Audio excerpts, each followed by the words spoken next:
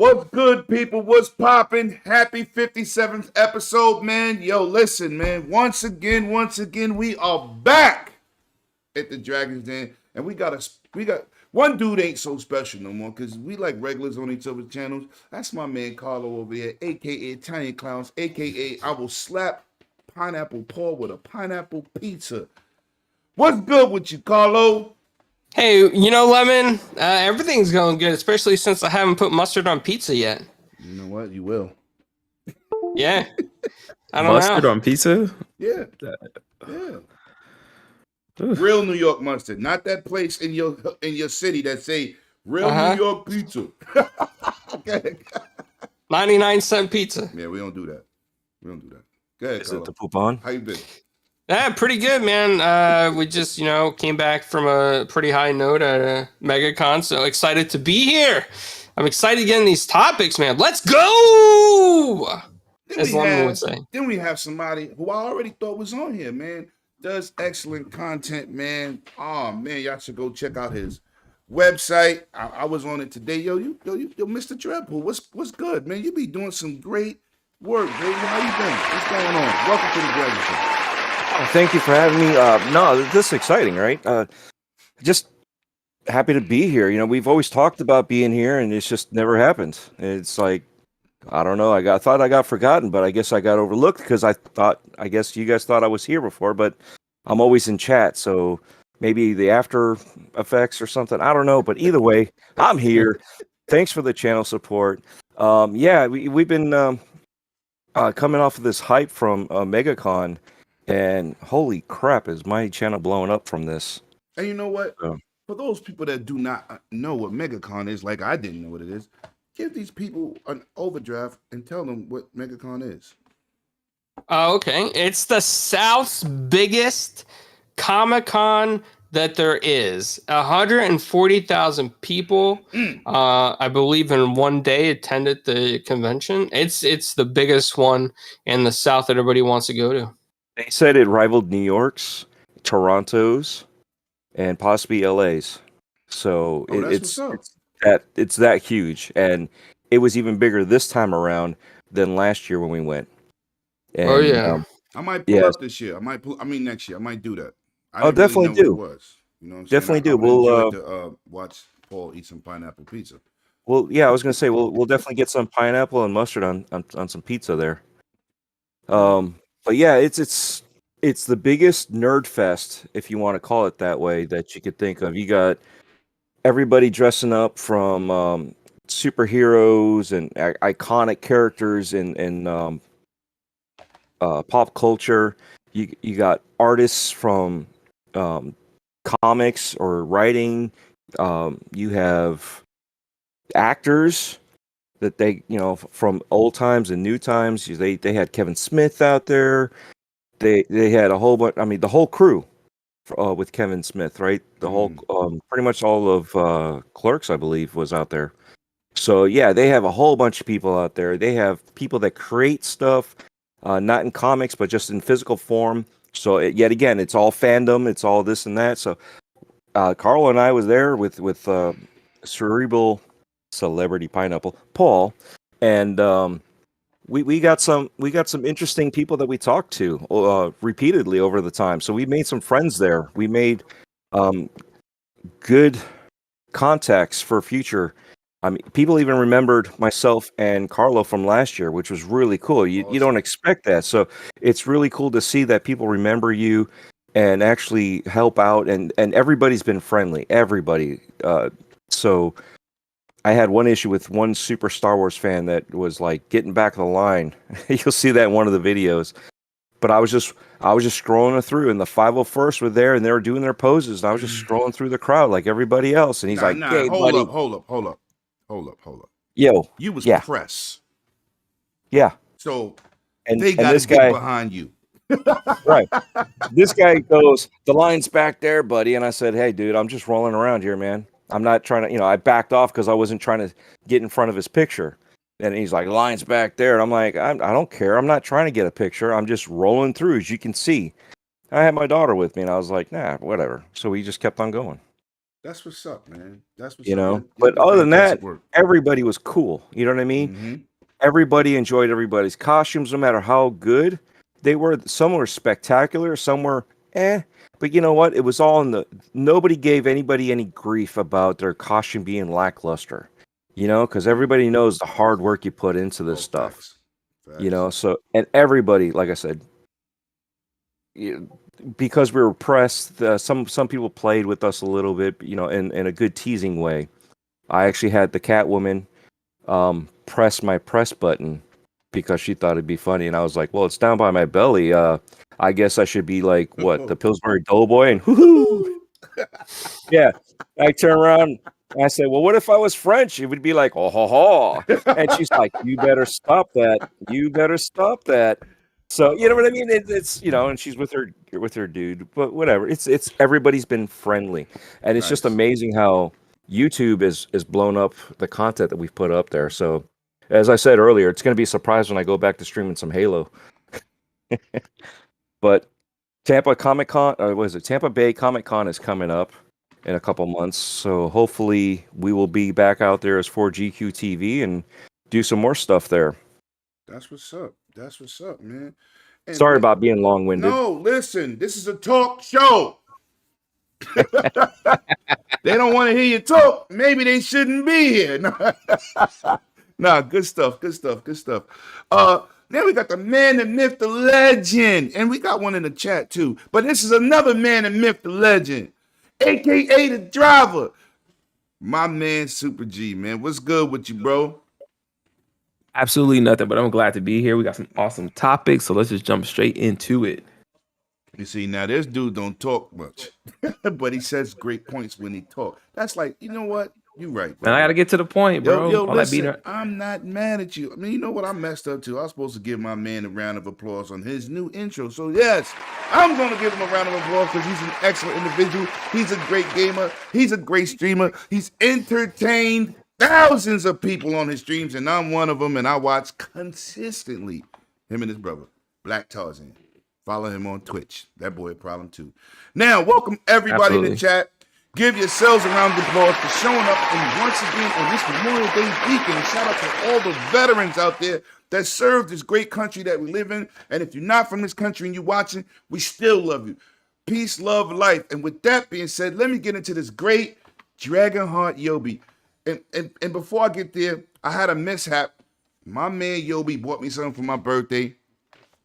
And I think Alice in Wonderland kicked in because it was off with my head. So my statue is wrecked. But guess what my man did? I said, yo, Yobi, I need you, brother. I need you. He said, what happened? I didn't want to tell him because this is my birthday gift. He said, Lemon, what happened? I said, listen, that statue, one of them, it fell. He said, what? I said, it fell. It has little feet, so it really can't. I'm gonna get some stuff to stick to the bottom, so it has like a base. So what he did is, my man reordered a new one. Shout out to my man Yobi for coming through in the clutch, and it came today. And what's crazy, I actually looked at the tracking today, and as I was looking at my phone, UPS or United States Post Office rang my bell at the same damn time. So it was inevitable, Mr. Anderson. That's what I'm talking about, Yobi. And with that $20 super chat, he says, peace, love, life. Love you, brother, all day. Keep changing the world one person at a time. He says, hashtag GUG. I hope that's what you meant. Yeah. Hashtag ILP. That's my dog. You know what I'm saying? That's my guy there, you know. Correct me if I was wrong, Yobi. Just correct me, but I had to, read it the GUG way, because that's what we do here. Support to be supported. And we're supposed to have a GUG member. My man Axel, I don't know what happened. Maybe he couldn't make it. Maybe his car caught a flat. I don't know. But we're gonna try to get Axel. He's the new host of Good Morning Xbox. And that's what it's called, right? Good Morning Xbox? This podcast Yes. on Sundays? Yeah. Yep, that's the one. Yo, listen. Axel, wherever you at, I hope you're all right. Everything is good. We didn't hear from you. We both reached out, me and Dread. Listen, don't worry about it. We'll see you in the next one, man. Now, with that being said, we got some topics for your behinds out there. And welcome everybody. Hit that like button and share it out, man. We got that great positive energy over here. Now, we're going to hop into these topics. Now, I want to get into this Game Pass situation and this guy who used to work for Microsoft. And he's going out here and saying that Game Pass is going to hurt sales of games. And from the statistics, we have seen games that leave Game Pass has had a higher attachment rate of attention, DLC being purchased, and everything above. Now, his name is Ed Fries. Now, I sent this to y'all guys. I'm going to start off with the guest, man, because Dreadpool is new here. And, well, you really not. You my brother. I rock with you all day. But, Dreadpool, these comments from Ed Fries, are they validated or he blowing us from steam? Sky's falling. The sky is falling. No, and Xbox had said something that contradicts what everybody's saying now. No way. I mean, he's right though. You know, at the same time, you got to be realistic. You don't want to blow it up where you destroy the very thing that's helping you out, right? Too much chocolate cake will make you sick of chocolate. You can't do that, you know. So you have to have everything in moderation. So, and that's with everything, right? And he even explained it. You know, you look at in the '80s when video game market crashed, or '70s, '80s, when it all crashed, right? Everybody blamed ET. So you look at how the music industry crashed, right? Do we buy CDs anymore? Barely, if anybody, because we all go to Spotify, we go to Google Music, we go here, we go there. You know, do we have these collections of Hey, turn that physical TV down. media when it comes to this stuff, right? LPs are making a comeback now, right? So we have vinyl coming back because it just now it's more than nostalgic. It's a new thing to some people, but for us it was like, you know, I can't put a vinyl in my CD player because I can't just drive down the road, you know. So tape players, CD players, all this stuff. I just bought a car. Does not have any of that stuff, right? It has the iPod and the Google Assistant. It's got all that stuff, but no CD player, you know. And here we are with the Disney stuff for my daughter, and we're like, I guess I'm gonna have to make them digital so that way we can listen to them when we're driving down the road with her. Facts. You know, but this is the way it's going. You don't want that market to crash because you're overdoing it where there's not enough need for it per se. So he's right. We don't want to blow it up to where it falls apart and crashes in on itself. So we have to worry about that, right? How many companies have done all these good things for us and only to turn around and backfire and destroy themselves? Mm-hmm. So this, you know, and he's right. There's certain things we have to watch out for, be cautious of. If there's something good out in the world, someone will find a way to make it evil and destroy it. Turn that damn TV down. Right? NFTs. What's going on now? I don't care. Crypto. You see, there's so much good in all this originally, but the asshats will come out here and they'll make it into something evil, and they'll ruin it for all the good that it could have come out from it, and they'll destroy that, and then it's gone. You know, I'm not saying that it's crashing. He didn't say it's crashing either. It's just you don't want that issue to ever happen again. You know, and right now it's growing in such a way, right? Superhero movies. We've finally gotten our superhero movies coming out. And what's going on with it? People are starting to say that they're getting tired of these stories, you know, so they shifted over to some alternate storylines that most people don't know, that only hardcore comic book fans know. And they're the ones going, yeah, this movie sucked because of this. You know, you had the Eternals. You know, look at that. As a movie, some people had no idea about anything like that, right? And they're like, wow, this isn't that bad. And then you got other people going, it's nothing like anything. It sucked. This, you know, so you have all that negativity. So you have to watch how much you're doing all of this. And that's all it is. It's more of a precaution, not saying that the sky is falling. And I'm wholeheartedly agreeing with this. You know, let's be cautious of it, right? Blockbuster will never fall. Oh, wait, what happened? Blockbuster fell. Yes. You know, the media's changing, the times are changing. You got to keep up with that. And that's the problem is if you stick to one thing and you don't shift over, you don't do what you're supposed to do as you're supposed to do it, right? Alexa's the greatest thing since sliced bread, but the Kinect was evil, right? And wait, that's right. Alexa now listens to you and records your conversation and tells your kid to put a fork in, you know what I mean? Right. So, yet again, it just depends on what happens. Yes, there's only one left in the world, and that's Alaska for Blockbuster.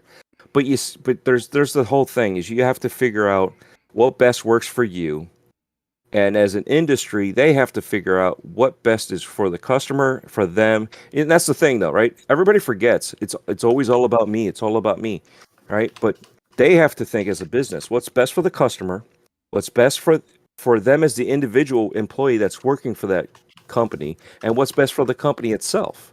Right? If all three of those don't jive, something's going to fall apart somewhere. You're either going to lose your job, the company's going to go bankrupt, or you're going to lose a customer. So you got to figure out how, if you lose a customer, you're definitely going out.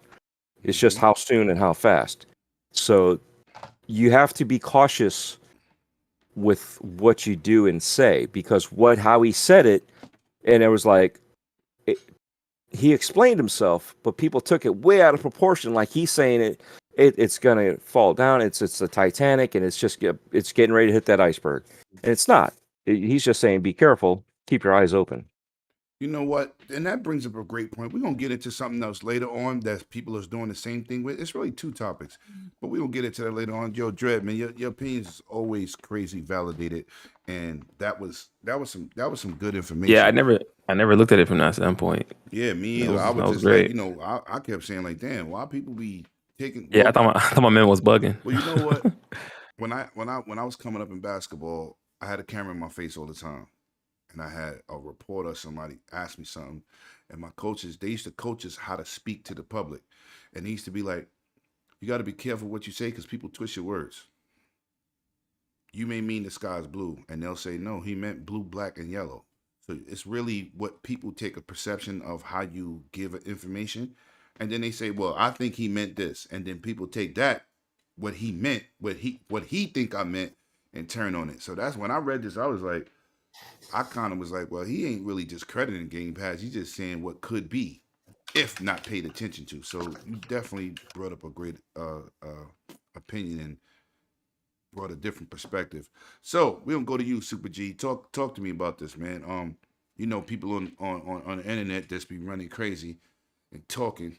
And I always say, if all y'all dudes knew about business the way y'all pretend to talk about other company's business, a trainer company, y'all wouldn't be on Twitter. Y'all be making money somewhere. So talk to me about the situation. What did you think about this? Man, I have a different perspective now thanks to Dread. Oh, you changed your mind. Yeah, well, it's because initially I was just like, man, this guy's bugging out because most of these companies, they're even Microsoft are quick to pull the plug on things that aren't successful or aren't working. Game Pass has been out now 5 years, going on 6. So if it was really that issue, then they kind of would have started been, pulling it real quick because they got a lot of money invested in. They're going to continue to invest money into it if it's not, successful or even pushing the industry forward. And we see it's pushing the industry forward because you see, Sony got their copy now, and it's just happening. It's inevitable at this point. And just on the digital, just period, everything's going digital. So, but Dreadpool, he had a great point, man. Right, I liked it. He did. Gave me a different perspective. Yeah, and that's why we do these things, right? So we all learn from each other. We all learn, because sometimes you get blindsided because you're too busy with the blinders and you're not looking around and opening up your eyes to other things, right? Like even here, Paris is even saying that Ed wasn't there since 2004, right? But at the same time, people are giving him credit as if he was just there. Right. Speaking this, yeah, because I seen Ed in the like the Xbox like Chronicles video they did, they did the episodes. Yeah, he was there like since the inception, bro. He was part of the team. He was actually brought to that team because he was good at like selling and stuff like that. And they needed him for a meeting with like Bill Gates and stuff like that they were going to go I just to. learned something from my man Paris. 2004 is a long time. That's way before Game Pass. Yeah, and he's still around. He's That's still a long time. He's still around the gaming market too. So it's not like he's left, but at the same time, he's only speaking from his opinions outside of Right. from being a Microsoft employee, and people still are like, he's this and he's this, and you know, that's why it came out with The Sky's Falling, because Right. everybody's just throwing it out there. But it's So his I'm sorry. opinion too. Just because Yeah. he worked for Microsoft doesn't mean he's the end all be all and get the last say word, because there's a lot of people who thought Game Pass was a joke. I mean, even the PlayStation situation, it's really not a new service. They just combined services. And Yeah. charge you Right, for right. it. They really I didn't. just Thanks mentioned to it because PK, they're I going picked the that up. route of going the route facts. of Game Pass. But I you know? thought they was doing something new, and then PK broke it down. They didn't do anything new. They just made They it just a combined. price tier and combined it. So you still paying for all those services at a combined price. You don't. It's not a discount. They just give you tiers. So I didn't know that until when PK broke it down. I said, "Damn, I thought they did something good for the people." No, they still getting their money. We wanted that price count double check. Right. I mean, If listen. you could see me doing the belt. And shout out to my guy Paris. While you were in the chat, Paris, and I got your right hand man on my podcast, we got to get you on board, baby. We got to bring you to the den. Thank you, Carlos. The Dragon's Den. Facts. And let me address somebody in the chat. It's my man Axel. Axel, yo, listen. My bad. But if you would have responded when we reached out, we reached out kind of early. We waited like 40 minutes for you. So while we thought you wasn't coming, I'm sorry, Axel. Listen, my guy, yo, good morning, Xbox. Go hit this guy up. He is the host, him, Scrub Nurse, all of that team over there. They're absolutely amazing individuals. Even Paul. Amazing people. Axel, we got to get you on, man. I want to, look, you're a GUG member, support to be supported, and that's what I do. So let's move on. Mr. Clowns. Yes. Have All right, you been here we swayed go. by the Dreadpool wave? No, absolutely not. I'm sorry, Dread. Here's what I think, okay? So, first of all, Ed has not been at Microsoft since 2004, I believe what Paris put in the chat. Ed, I think, is thinking more old school, right? I think a lot of these, because initially even Jim Ryan was kind of scared of this Game Pass idea, right? I mean, he was really scared of this idea. They're scared of this idea because it takes the media and the medium and it puts it in a service that people subscribe to. So a lot of companies that count on their first party titles as their major sales bulk, aka Sony, with your God of War and all that kind of stuff, you want to sell your disc for $70 a pop. Game Pass comes along, ideas like Game Pass come along, and Ubisoft Plus does it, EA Play does it. I mean, there's other companies that do it too with their titles, okay? So subscription services are the future. Streaming services are the future because this generation that is growing up right now, they do not want to get off the couch and put a disc in. They don't want to get up and put a record on. They don't want to get up and rewind a cassette tape. They want to hit a button, go and play with their friends instantly. They don't want to mess around. And my daughter doesn't even want to store discs in her room. She's like, Dad, I don't want discs. Don't buy me any discs. Give me a digital gift card. I don't want like a CD rack or DVD rack in my room. It's a waste of space. They're all about Zen and more space. Everything, just put it on the cloud. So Game Pass. Now, where Ed's coming from is he's thinking like an old school dinosaur here. And no offense to you, Ed, you may be super intelligent, but the way of thinking is very old school. Outdated. Let's go. Yes, it is outdated because it makes them nervous that it's going to dilute the value of the product. They think, okay, get a bunch of indie titles in a service, get some first-party titles in a service. Now the product is diluted because you can pay $14.99 or less a month and get all these things. It's kind of like renting them digitally, but you can play as long as you want, as much as you want, pretty much. download it, stream it from the cloud, but you don't have the physical media that we're selling you. You know, you're not buying that 1 penny CD or DVD that cost us to make and maybe $5 to ship each one over there, and you're putting $70, $80 in our pocket. No, you're putting $14.99 for a whole slew of games. But here's what's working, okay? Mike Raven of Rosendale, I believe. He's the publisher of some of Jay Dolan's games. Jay Dolan is a friend of mine. And Hypnospace Outlaw, right? And those games. Well, when they go in Game Pass, and they've publicly stated this numerous times, Game Pass helps put eyes on games that would have never, ever seen the light of day. Steam is oversaturated with indie games these days, right? So when you go on Steam, you're going to see the highest selling ones up on the page typically. With Game Pass, you know what? Microsoft really gives a chance to a lot of indie developers to get their games in there. They make a deal with them. Sometimes they cover the cost of development. Sometimes it's per usage. I mean, it could vary. We don't know because we're not part of those agreements. But this is what these devs have said publicly already, that sometimes it can cover the full cost of development to develop an indie game and get it in Game Pass, and that's sometimes the deal. So their artwork gets seen. Now it's in Game Pass. Games like Carry On, right? I mean, how many people would have played Carry On? Probably not many, but it's in Game Pass. Yes, they pick it up, they check it out, and a lot of people turn out to like it. We have Sniper Elite 5 in Game Pass already. I mean, come on, the value is there.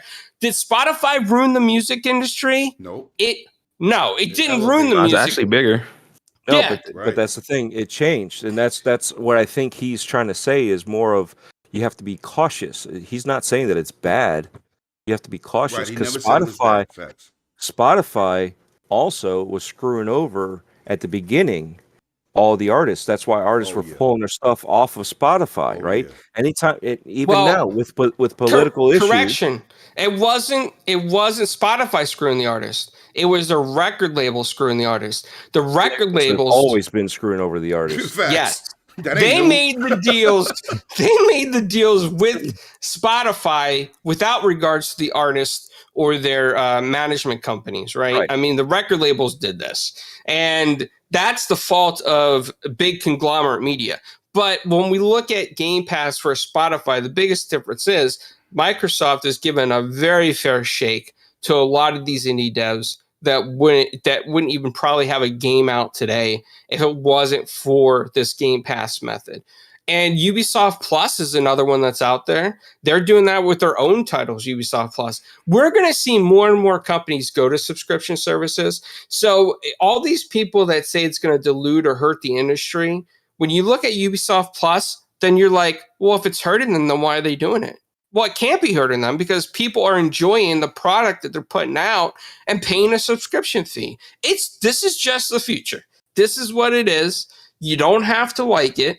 You don't have to support it. If you don't like it, go out and buy retro consoles and buy retro cartridges and play on your physical media if that's what you want to do. And that's your business. You don't have to like it. But it's the reality of today. It just makes things easier. It makes things cheaper. It makes things more affordable in a market of inflation, especially with getting products out there in the stores. It's just so much easier. And it breaks down barriers for countries where products cannot reach. Mm-hmm. Good points. Yeah, but let's say something. Let's devil's advocate here. Everybody always complains that the servers go down, but let's just say the company goes down. All right, it ain't going to happen. But let's just say it does. What happens then when the servers break down? Let's say we get EMP'd. He said EMP'd. Right? Whoa. EMP'd. Electromagnetic pulsed. Didn't think of that one. now where's your stuff? Now where's your stuff? Gone forever. But that's, like I said, I'm playing devil's advocate. This is like the worst case scenario ever. But, in theory, stuff can go bad. And I think that's what I think that's what the intent was of, like, let's not get overhyped on stuff. Let's be cautious of what is done with our products, because right now, we don't actually own these games. Right, we own the license to play the games. We've always owned the license to play the games. Most Correct. people just never realized it. Exactly. But that's Yeah. that's I know Paris. I know Microsoft has their EMP protection. They got all their Faradays set up. I know it's not going to happen like that. Okay. You know, But yes. Deadpool's got a whole stockpile of EMPs he's waiting to try out, I listen, think. wasn't ready for that. I- I wasn't ready for the EMP. But Okay. I've got microwaves set up in the house to create a huge Faraday cage out here. Okay, so Yeah. I'm fine. you had but- to block the cell signals so they can't Yes. track you. Yeah. Yeah. So Oh my god. that's I think that's part of the thing is yet again people forget because they don't like change, and then you get the other people that pick on one little thing and make it into a bigger deal than it is. They pull drama out of thin air. But Mhm. he says something in here that I think is very important to dilute for many people, right? And this quote is in the second paragraph from purexbox.com that Lemon sent us. And it says, quote, it's made it, this is a reference to Spotify, it's made it so people just don't buy songs anymore. Okay? Now, he's trying to say, and this is exactly what he's trying to say, is that Game Pass and subscription services will make it in the future so that people don't buy games anymore. And I think that's wrong. I think people are still going to buy games digitally. It's just because Game Pass is doing that 2 years in, 2 years out on most of the kind of stuff. Ubisoft Plus, they don't always drop certain things day and date. I mean, there'll always be things there to incentivize for you to buy the game, 20% off, discounts, Yep. Plus, even if it's an indie title like Carry On, right? That might sell for $9.99. Okay, so you don't buy it because you're playing it in Game Pass, you might beat it. But if there's DLC for it, if there's cosmetics, you'll buy it. I mean, there will be people And they don't that put the buy DLC. it. Most of the DLC don't go in Game Pass, so you have to buy it. Right, So you have to. like Yeah, a person like usually- me, when I gotta buy the DLC, I just buy the damn game too at that point. So like once it does, because what's the good of buying a DLC and then maybe not getting around to it because we have these games pushing out, so you never get to it. But then they take the game out of Game Pass and you're stuck with DLC without the game. Then what? Exactly. So I normally just buy them both. Right. All right. That makes I sense. buy most of the stuff. Most of the stuff I buy tons of stuff that is in Game Pass just because of the deal. I'd be like, oh, it's this and it's a good game. I'll buy it. So here we go. How many CDs does your daughter buy? Italian Clowns. Music CD? Wow, Yeah. the last Hey. one she got was a Christmas gift. Is Justin Bieber. Okay. So how many albums has she bought since then digitally? Or is she just listening to it on Spotify? She had initially because she's an iPhoner, right? She's Right. an Apple iPhoner. So okay, so she'd be buying from iPhone. Yeah, Initially. she has bought digital albums on there, like Five Sauce, aka 5 Seconds of Summer is the term she uses, and some K-pop stuff. But now she primarily does listen as a streaming service like Spotify or Apple Music. She does a streaming services. So then basically the theory is there that games could go that way. Not saying that they will, that they could go that way, right? Mhm. So But there's right? I mean, is that AAA not the publishers like Ubisoft are doing it to themselves. yes, they're doing it to themselves, but they're also doing what? Free to play games. You know what I mean? So they're doing it to themselves, and that's what I think Ed Freeze is trying to say is be cautious of it, not only for us but for the companies. Don't put yourself in that situation. You know, as long as Microsoft, I mean, right now, right? You can buy games that are in Game Pass. The thing that's like still sketch to me is the whole to be cautious about it. It's just where it's going. Like you said, his daughter. Like I don't know your age of your daughter, but everyone that's 19. coming up, they don't have no interest in even owning this stuff. I think Clown said that earlier. They don't have interest. So for us to be cautious of it, it's more or less us, the dinosaurs, that are going to be cautious of it Changing of because time, the future, the future don't care. My kids, they're not gonna care. They don't care for owning a single thing. My son, he goes to the TV, Sonic the Hedgehog, the picture is there. He just hits it and the movie plays. That's all he cares about. He don't care about looking at the DVD, the case. He's like, oh, he doesn't care about that. He wants to watch it straight away where it's at. So being cautious is more for us, man, honestly. So, and I mean more for him too, because he's a dinosaur. So the future doesn't care for being cautious, man. But I think that's what he's saying, though, is be cautious with the industry, because if it does go that way, granted, our children won't really care because they're not used to what we grew up with, right? But what happens when that part crashes? They lose everything, which would be the developers would lose their livelihoods, right? Studios would be going down. I mean, this is worst case scenario again, right? But at the same time, you could buy games right now on Game Pass, right? You can buy those old games. We can buy the OG Xbox games, right? We can buy all that stuff. But with the new PlayStation service, can you buy those PlayStation 1 games digitally? No. No. Exactly. Oh, that's a whole nother topic Yeah, because that's not Game Pass. No. But it's the same difference. It's a service, is it not? It is a service, but they don't It's a have similar the s- same. They don't it's a have the s- same direction. Correct. It's a similar service, but it doesn't have the same direction. Right. But we all had, and Paris brings it up too, but LimeWire, we all had Napster, we all had this stuff, right? And why did we get rid of it?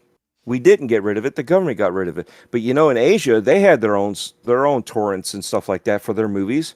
Why? Because they weren't selling movies. People were too busy pirating. You know what they did? They developed a service to make it cheap for them to watch movies, so they wouldn't have to go. It was more difficult for them to go there and torrent these movies than just to pay like I'm just throwing out a number, $5 for a monthly fee to have access to a certain amount of movies that they could watch. You know what I mean? So there's situations that happens like this, and whether or not they stay long is another difference, because we had the movie pass, right? The movie pass, $10 for a month. You get to watch as many movies as you wanted, unlimited. That's a no-brainer for us, right? Did they make any money? No, they lost money. Yet again, it fell into itself because they made such a good deal, but they didn't make enough money. Well, Movie Pass, I mean, when you talk about a product like that, there was sketchy beginnings with that anyway with investors.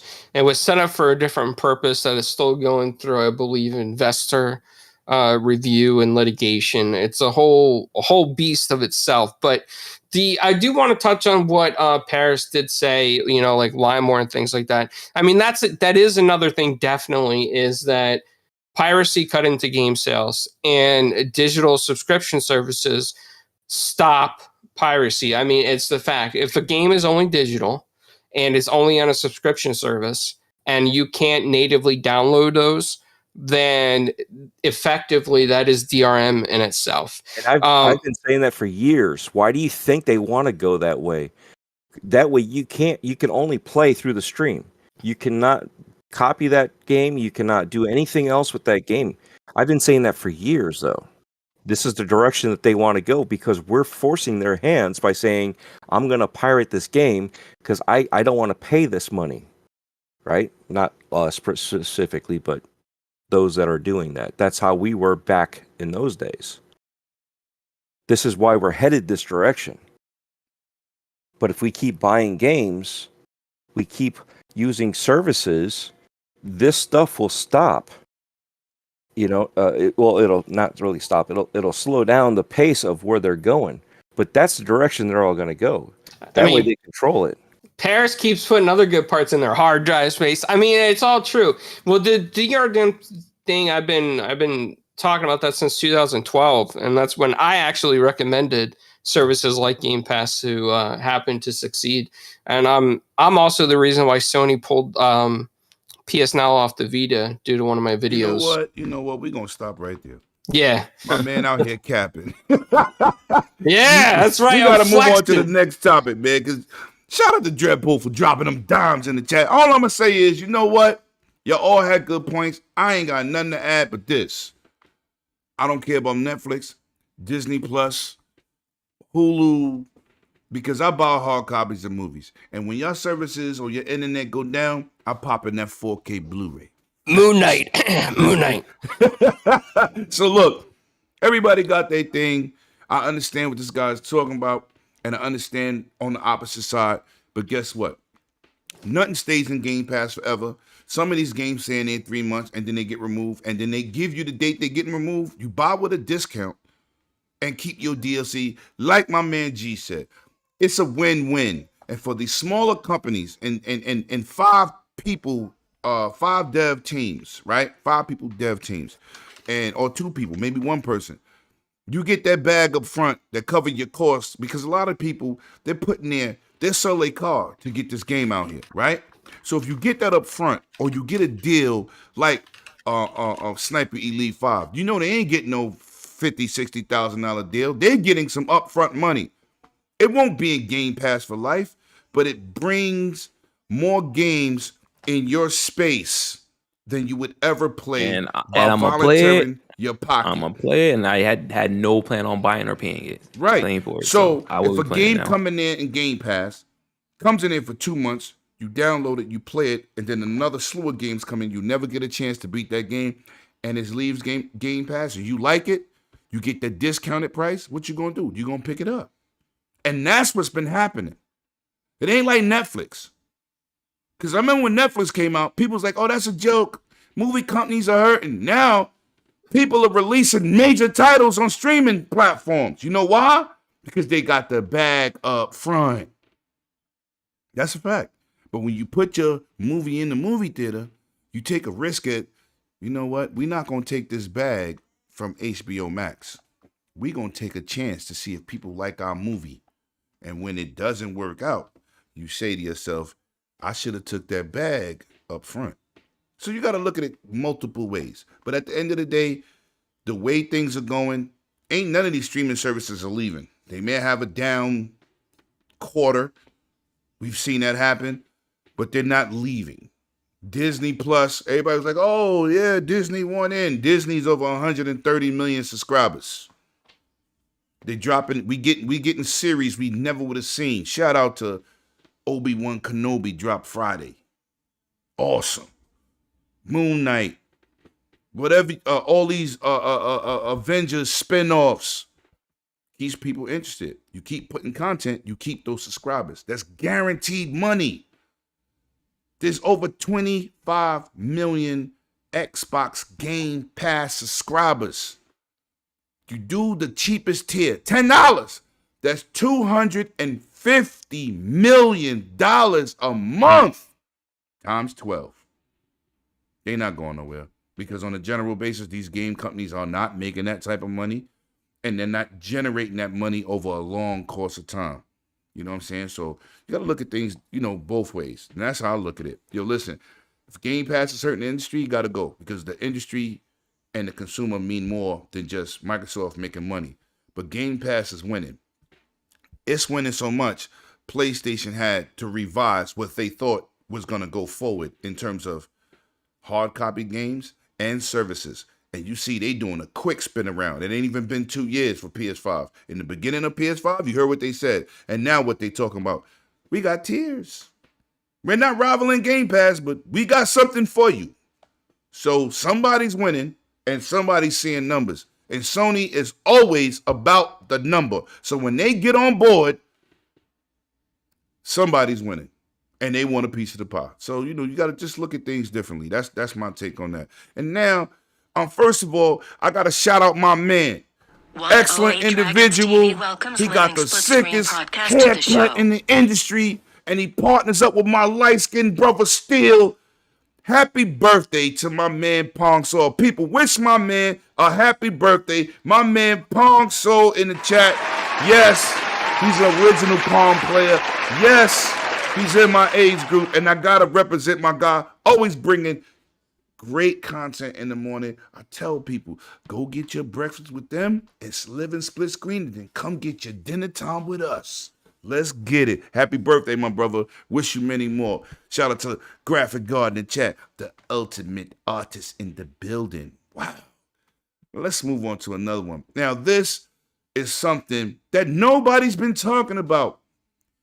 Everybody's learned about this Microsoft Activision Blizzard deal. And I said, maybe about 5 or 6 podcasts ago, I said, listen, Microsoft is a company that don't tolerate the nonsense. No racism, no sexism, no discrimination. Therefore they company, right? Before I got into the YouTube space, I have plenty of friends that worked works still for Microsoft, and always said this is a dream job. They treat us good, the dinners, the banquets, they appreciate the worker. And the Activision deal, the first thing I said was the first thing Microsoft would do, they would shake this company up. They're not going to allow these practices that has made Activision the worst company of all time to work for. It used to be EA, but they have taken that crown by a knockout. So, this is the first time in the history of a major developmental company that has a union to protect the worker. Now, this is what I was talking about. Now, I'm going to show you how hard it is to get a union at a major corporation.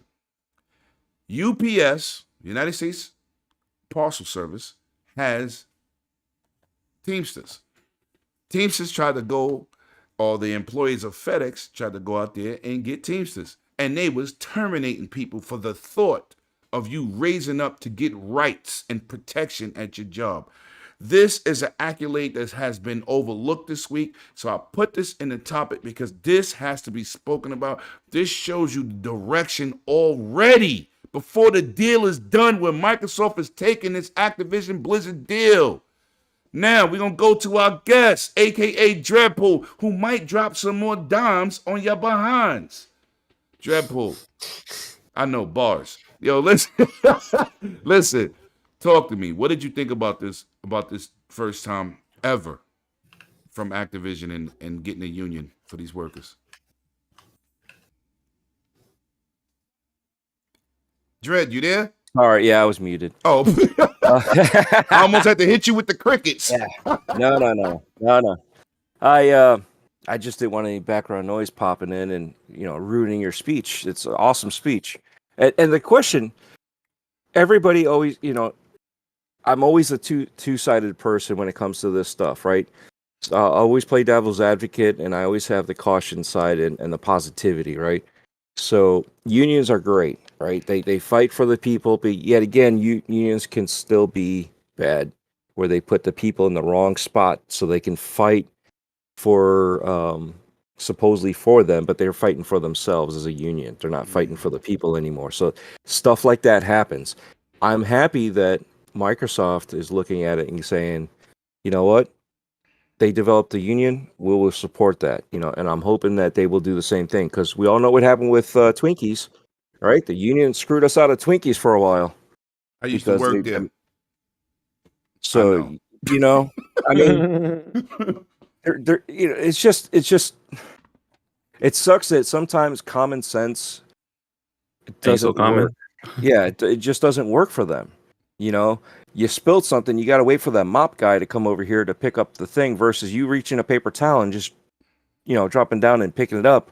You got to make this whole production out of it where you have people that are actually knowledgeable and are very skilled craftsmen that get denied because somebody else was in line before them. So I have, like I said, mixed feelings when it comes to the union, when it comes to stuff like that, because yet again, when someone, everybody deserves equal opportunity to do something, but yet you're pushing other people in favor because they were first in line. It's like, that doesn't make sense. You would want the smartest person to be in that spot, to be a leader and to innovate and push people forward. Not, well, he was next in line before you, so you get to go over here instead. Right. So when it comes to stuff like that, that's why I don't like unions. But at the same time, they do fight for you. They do want, right. You know what I mean? Yeah, so it's that double-headed coin that it's like, which way do you go? So I'm happy that they got what they wanted and they're going to keep what they wanted. I'm just hoping that it happens the way that they are hoping for it to go. Because I know there are plenty of great unions out there that fight for their people and do great things for the community. So I just don't want to sound like I am anti-union. Right. I'm not. I'm just anti-big evil doers when it comes to stuff like this. You know what I mean? Okay. So it's like I said, I'm happy for the workers because they got what they wanted. I'm just praying for them that it continues to go in their direction. Now I'm gonna say this.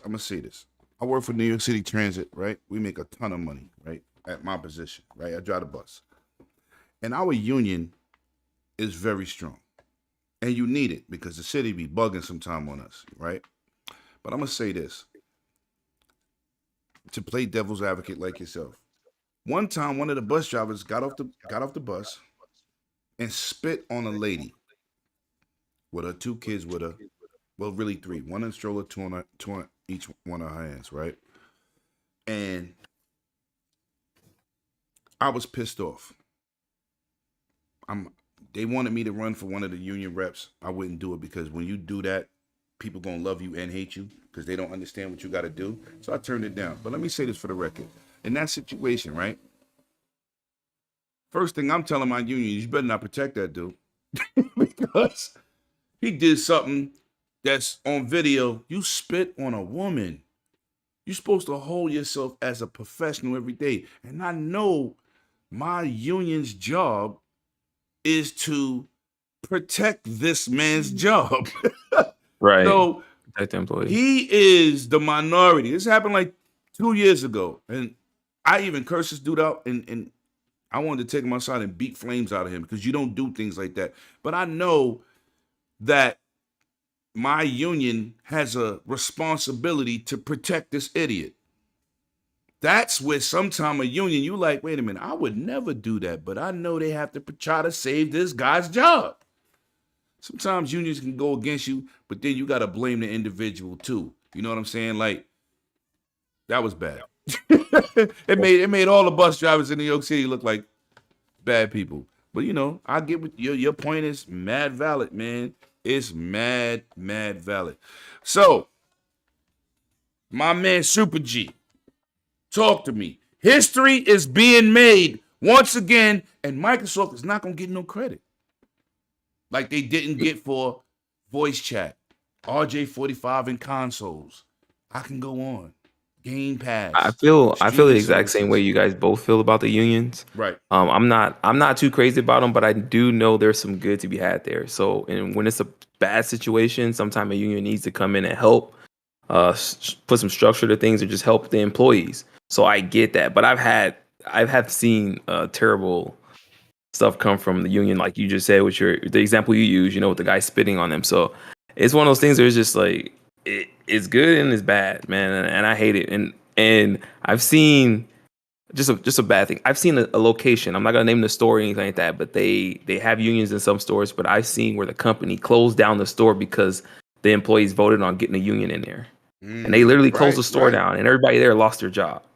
So there's incidents that happen like that, and that's where you're just like, damn, the union that bad? But then we know how they defend people, like you see. So like, I'm gonna tell you, you hear horror stories about it, but then you hear good stories about it, So and you work for them.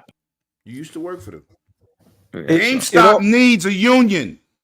yeah. It all Your falls down to the company leaders. was horrible to the worker. Horrible. I still got people working there. Horrible. Yeah, they are. They're They horrible don't to the don't follow a worker. lot of the. They like look for like little loopholes to get away Yo, with certain listen, things. they will fire like, by you law. for the.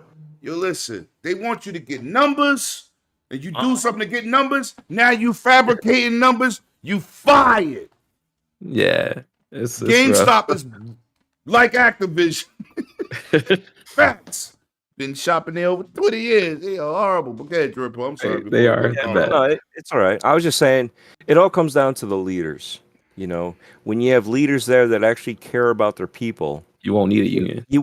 Right. You won't need it, but at the same time, even within the union, you have to have good leaders within the union because they should have reprimanded that guy for spitting on them versus protecting them. They should have protected the rest of the people, right? So the rest of you look like violent offenders of women, right? I mean, because now you guys all could get away with it too because that guy did, because he did something stupid. I'm not saying he should have lost his job. But No. He should be fired. He should have been more than just, he got fired. But I'm saying he should have been. But, you don't spit on nobody. It's exactly. the ultimate disrespect. And she's a woman with 3 kids. Yeah, he should have been taken down. Yeah, they took him down, but you know what I'm saying. Try to protect him. But you know, and that's the thing is you have to figure out the best course of action because anything you do as a company or as a union that works for a bit, you know what I mean?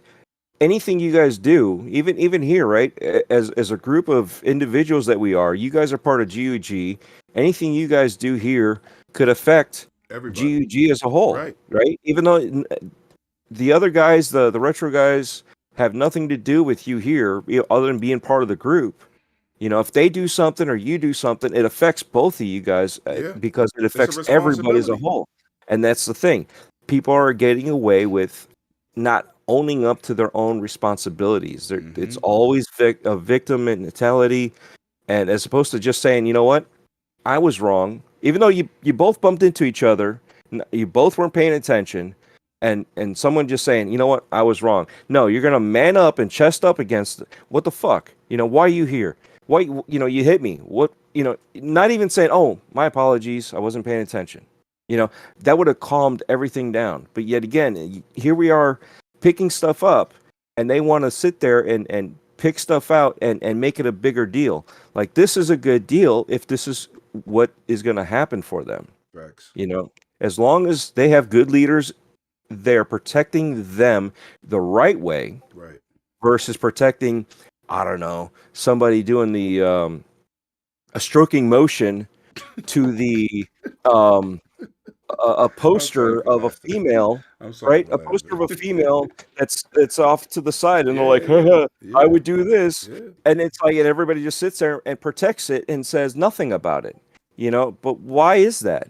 But this is why, you know, you can't let people do stuff like this. You need to protect your guys the right way. Right. And at the same time, not, you know, not let them get away with certain things because it's going to make the union look bad. So they have to know when to do all this. Like this stupid naked HD person here Don't needs worry to go about away. it. He's gone. I He's know. gone.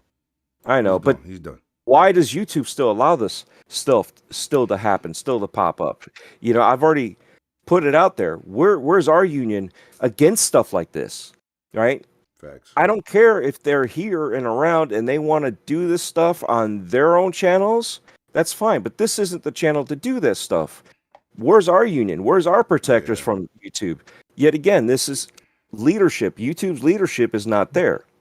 So I'm going off on a rant. We'll let All right, clowns say something. let's go to clowns. And shout out to No. my brethren in the chat, my brethren Blunty. Shout out to Bunty. What's good? Go ahead. Okay, you know, as the I put jerk chicken on pizza too. What's up, Carlo? Yeah, no, That don't sounds do that. good. Don't That do actually sounds good. We did Yeah, Alfredo. You know what, dude? I had Do some ca- jerk pizza. Let's talk about it. Do calamari, sardines, and anchovies together. You know, that's I do better than calamari and vegetables. I don't do sardines. and sardines and anchovies. Nah, you know, no, but no, yeah, no. oh yeah, but you know, we need a union to stop you from eating jerk chicken on pizza. That's what we need. Don't come to New York and say that. They might lynch you. Be careful. So, as the son of an Italian immigrant to this country, and whose family started the unions on the docks in New York City, and whose family is still running the waste management unions in around Red Hook, my family. I am a big supporter of unions. I will tell you this, because the unions definitely protect a lot of jobs, and I think that in the numbers that they have, it's great. Now with Activision, or was it Raven, getting a union and Microsoft to acknowledge it once the whole deal goes through, that's fantastic. That's big news, because in the industry, there are some studios that face crazy crunch. I mean, we've heard the stories, right? Yeah, And then you hear and then you hear some veterans in the industry that don't even work there anymore. They're like, well, I had to endure crunch. Everybody goes through crunch, so they should have to go through crunch too. No, people have lost their families. People have suffered mental health crises over crunch. People have suffered neglecting their animals due to crunch. Childcare due to crunch, eating due to crunch, sleeping due to crunch. No, the industry should accept unions, And the unions, I mean, a lot of people are afraid that the unions might not be fair to these big corporations and these big CEOs. But I think, in this aspect, Microsoft is not worried because Microsoft treats a lot of, from what I hear anyway, I can't speak for everybody's experience, but from the experiences I hear, Microsoft treats their employees very well. So them having a union just shows, and it's going to be like a footstep for the industry and a trendsetter, hopefully, that says, hey, listen, we can have unions. Our employees can feel protected, get their proper vacation days, get their proper overtime, get their proper family time, and we don't need to work people to the bare bones. Now, I know that Dredd brought up some experiences where unions could sometimes do things more for the benefit of the upper management of the union versus the overall exact employee, where sometimes maybe the union wants to force a company to pay higher wages. They might tell everybody to go on strike, even though it's at one plant that needs higher wages or something. Which that does happen. Don't get me wrong. That exactly does happen. But that makes sense because at the end of the result, that will help. And there are many unions today, teachers unions, right, that haven't even renegotiated their contracts since like the 1980s, that are still just going along with the programs in place without any significant pay raises. Okay. Now those unions could take a step back and go on strike and all the teachers not teach kids, but there'd be a crisis if that was to happen. But unions, in the benefit of the overall picture, unions are very good for people, and it stopped the abuses in the Industrial Revolution. It stopped the abuses that happened, on the docks in Chicago and New York City. I mean, before unions, before unions, they would work those people to death almost. Like if you had to clean the hull of a ship back then, I mean, you were working like maybe 18, 20 hours a day, and you were sleeping right on the docks. And you know what you ate? Whatever somebody gave you, because you couldn't even have enough money to eat food and pay your rent at the same time. So I'm all for unions, man. I think it's great for the game industry. I think, it would help companies like EA and everyone else get a better image. The whole trickle down problem it's not Microsoft, okay? I don't want people to start thinking, they need unions because it's no, Microsoft is great. But I think other companies where you hear they're making billions of dollars every quarter on microtransactions, and their CEOs are eating up the profits while their developers are still making $30,000 a year on contract with no health insurance. That's wrong, man. Like devs, it is disrespectful. Your CEOs should not be getting massive bonuses while you're still keeping your devs paid at $30,000 a year, $35,000, $40,000 a year, no health insurance, no vacation time, no personal time off, like because they're contracted employees. No, we need unions. I'm gonna speak up.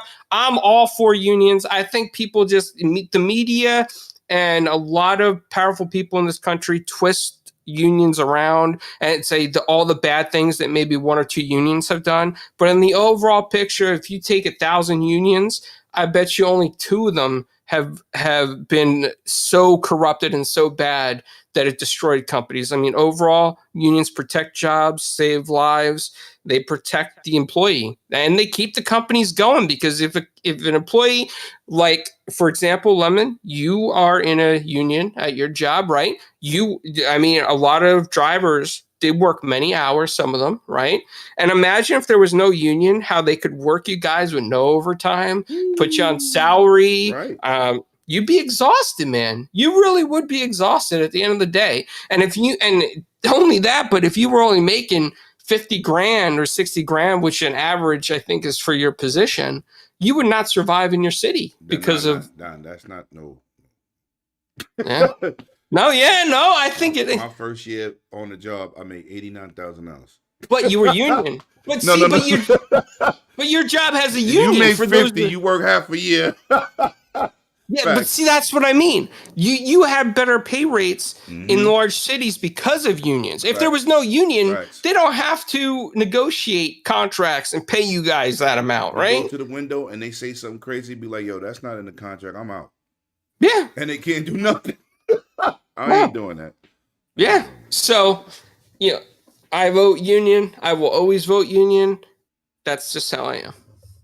And shout out to my uncle in waste management. I could have got a job at 19, making 70, 80 grand a year, just sitting Yeah, they make shotgun good in a money dump too. truck. Right? You should have.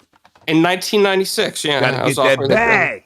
Now, Yeah. with that being said, It's shout out just to the chat, man. Give yourselves a round of applause. Y'all in the building. I see y'all lit. And shout out to my newest modder, a.k.a. Cerebral Paul. I ain't even call you Pineapple. See?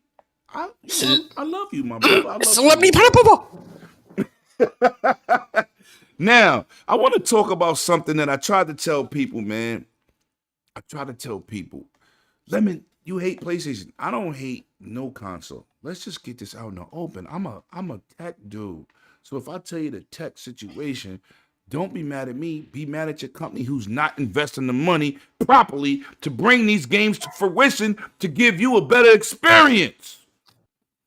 Now, I watched a video this week and they showed PlayStation's new premium services and what the PS5 and PS4 would do for PS1 titles, PS2 titles, PS3 titles.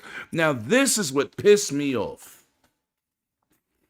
We know when Xbox One X dropped and they talked about backwards compatibility, you got mad people tweeting out, this is what this game looks like after all these years, automatically done by the system.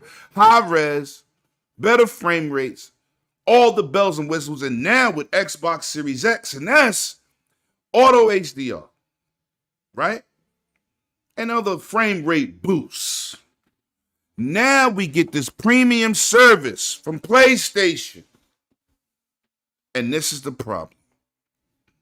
You got games from PS2 running at 720p. That don't look good upscaled on a 1080p, 4K, or anything higher than that TV. Then you got games on the PS5 that's running internally at 1440p. But being that no PlayStation system outputs that resolution, you're playing at 1080p. So that's not as quite as bad with the PS1 titles or the PS2 titles that's 720p. But this is my gripe. You got retro out here emulating PlayStation 1, 2, and 3 games at 4K, 1080p, 1440p, 1800p, and you're charging people to give them low-res looking games and basically just be happy you could play it. Now, I'm going to go to you, Super G. I thought this was disrespectful. I keep telling people Sony is just, they didn't improve their service. They combined their services. Shout out to PK for bringing that to my attention. Listen, my brother, we have an Xbox. We play certain games and they look a certain way. What did you think about this when you saw that most of these games would be played at 720p and subpar 1080p? Talk to me. It didn't surprise me. It really didn't surprise me. Just Sony back at it with their shitty practices. I guess when you get to a certain like height and how big they are, they just don't care. It just reminds me of Rockstar with the Grand Theft Auto. They didn't give a crap, bro. Like they just put it out because they knew that their loyal fan base was gonna want to get it and be quiet about it, pretty much. But who wants to play old games anyway, right? I thought that was a thing. But yeah, the fact that you have like all these emulators outperforming big Sony, big tech, it's just embarrassing, bro. It's embarrassing, and they continue to do things like that and kind of get it swept under the rug because there's not, uproars, not anybody saying anything besides us little people, and it's just yeah, because Sony, you notice like, the bigger YouTubers that's PlayStation fans they're or not saying Xbox nothing. fans, nobody said nothing. Right. But I told people that it's not the point of playing backwards compatible. How did this game looks and plays? It was matter. Now people say, "Oh, Lemon, last week you talked about games being 50 hertz, pal. They're coming out 50 hertz, pal, over here. Now what? You supposed to demand more. They want you to pay your money, right, G? So you're supposed to just take it. you're paying for pretty much the same product you probably already played or owned back then. No upscale, no like I mean the upscales it is there, but it's terrible. Like what real work did you guys do? Let me see this remaster engine, like Something. hit for what it's hit for. Yeah, like oh man, at least my Xbox games like they look and play way better. Way better. I also told somebody, I told the masses on this on Dragon's Den, I said, listen, they're not gonna emulate PS3. Dudes was like, you bugging. Nope. You a hater. I said the reason they're not gonna emulate PS3 is because of the cell processor. It was a disaster then, and it's a disaster now. Bro, the PS3 console couldn't even emulate their own goddamn game. Ball at? Carlo, where my crystal ball? Because when I say stuff, people go, yo, you be bugging. But I'm not bugging. I'm a tech head. I'm telling you, they're not going to invest the time, effort, and research to get these games to run and look like you want them to look. They're not. I said this over 6 months ago. And now look. Once again, should I be on the internet, on Twitter, capping? I told you so. Hey, that's what I do. I remind people I of might everything I start predicted. doing that, Carlos, so I can get some goddamn credit. You need it. I've been told people they're not gonna do it. The cell processor was a nightmare. I'm telling you, they couldn't even get their own games to run on it, bro. Like, they wanted to put in cars, microwaves, refrigerators, PlayStations, computers. They tried to beat Intel. You can't beat Intel at what Intel do. Facts. Look ahead. I'm sorry. I just like being right. I hate ragging on them, but they do it to themselves. They did it to themselves. And I will be testing this out, people. Come June, I think it's 14th. I will be running these tests because I don't like to talk about something without indulging. I don't talk about a game I don't play. Bro, and then the price. So like you're not. This service is not really offering anything because that's what they're offering. What it's the higher tier, right? Like the $20 tier, the $18 tier, something. Like, come on, dude. Like tax. 18. Come on, dude. this is bad, man. Like, how is this okay? Oh. Clowns take it, man. Yeah, clowns. Oh my god. Listen, it's just this whole thing is just Sony being Sony, right? I mean, they are looking for cash grab, and I hate to say this, and I say this sometimes, and maybe I don't have facts behind this, but I was right about Nintendo doing it. Maybe they're just pulling ROMs off the internet, and because it's their IP, they can get away with it. And they didn't even realize how terrible some of these ROMs may have been ripped or what hertz they've been ripped at. And maybe they're just looking at PAL ROMs, whoever's doing it on their back end, instead of looking for NTSC. I don't know. But this whole thing is, if you're going to pay for something, you're going to want something that looks good on your TV and runs at the right hertz for your TV, and not PAL is an outdated kind of format anyway. I mean, our TVs today, they can go up past 120 hertz no matter where you are. So they should be thinking about this kind of stuff and look at that and be like, you know what? Maybe we should try and figure out how to boost the frame rates. Maybe, if we can't beat all the cool guys that make the emulators because we get mad at them and we send them cease and desist even though we can't legally, maybe we will go ahead and just hire some of them to help us out. I was going to say, just hire them, right? Yeah, that would be the smartest decision Sony could do right now is hire some people behind these bigger emulators and make some deals and be like, listen, hey, can you help boost their games? Or, hey, can you teach us how to properly rip some of our older games in better format? Can you teach us? Because we're at a loss here and we're just chucking stuff in a service and we don't know what we're doing. Right. It looks unprofessional. It is so unprofessional. So let's hope that all this... And the gall, dude, to try to charge somebody for that, dude. Like, that's crazy. But yeah. And you know what? I am invested in their services too, just like Microsoft. So I'm totally neutral on this, right? I have no favoritism either way. I'm invested in Bro, me Sony's too. service. But that's what bothers me the most because Yeah. it's like I Right. want It's not better. like we just not like on Xbox and just talking trash. I'm going to run full test on a premium service, and I'm gonna give you my unbiased opinion. But this is just disrespectful to the people that's gonna pay the Bro. money. Yep. You giving me an inferior product. PlayStation Now is horrible. You stream And they it, think it's it goes okay from though. That's the crazy 1080p part. to They think it's okay. 720p. And for those people that say, "Oh, 720p is okay," don't do that, because when the Xbox One came out, you didn't want to hear that. Grass gate, all that crap. You don't want to hear that. So don't say it's okay today, especially as powerful the PS5 is. And you're trying to tell me I got to play games at 720p today on a 8K 120 frame 65-inch TV. What is that going to look like, Super?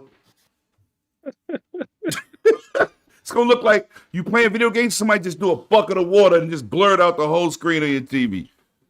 Oh I was going to say it looks like Johnny Depp's bed. Oh, whoa. You know what? With that being said, Dreadpool, what did you think? I thought it was a big fat turd. So Yeah. it's I've said it before, right? And Super G's on the same page. It's deceptive practices, right? They're believing their own brainwashing Kool-Aid. They're drinking it too, right? They're starting to believe it themselves. You know, and when you do stuff like this, you know, they released the PlayStation Mini. They used PAL for some of the games when they should have, like, I don't know. Yeah, they should have region locked it or unlocked it and then set it up for whatever. And at the same time, wait, they illegally used the emulator, run it off of. Did we forget about that? I think some people did. Yes. And they're doing the same thing here where we can't go back in and alter it and actually play the NTC version. They've already showed us what it looks like playing 50 hertz on a 60 hertz TV. We're missing frames. There's pauses. There's, you know what I mean? It's just, it's hard. Let me add to what you're saying. Let me add a game. Let me add a game, you Dread. Because I said this on 4GQ TV. Exactly what you said. This is why I rock with you, because you know your stuff. You know what game was the worst? Tekken. Oh yeah. 50 hertz. It's disgusting on my mini. It's disgusting. You know, and that's the worst part. hertz. It's not only does it look bad, your timing is way off because you can't time it Input properly. lag is serious. It is no, and you can't even like make up for the input lag. You can't even time it because it alters when it decides to do it because of that 10 hertz difference. So it is what it is, you know. 50 but doesn't yet go again, into 60 equally. I'd rather play at 30. 30. Yep. Yeah. Put him at 30, dog. Right. Exactly. Give me that 30, But I mean- please. And we in 20 we're in 22. You're in 2022 asking for 30 right now. And then if you got a top end TV with these great chips in it, you in for a little bit better decision. Not most people have those TVs, but you got these lower end TVs.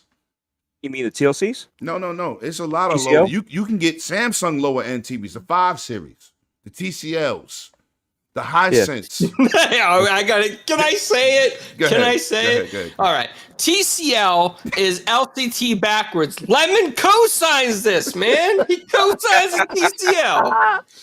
Yo, shout out to my boy King. He's rolling in his grave listening to this. Listen, all I'm saying is give me 30. Don't give me 50. Give me 30. Yeah. I mean, and that's the thing we want. We want stable 30. competition. Good.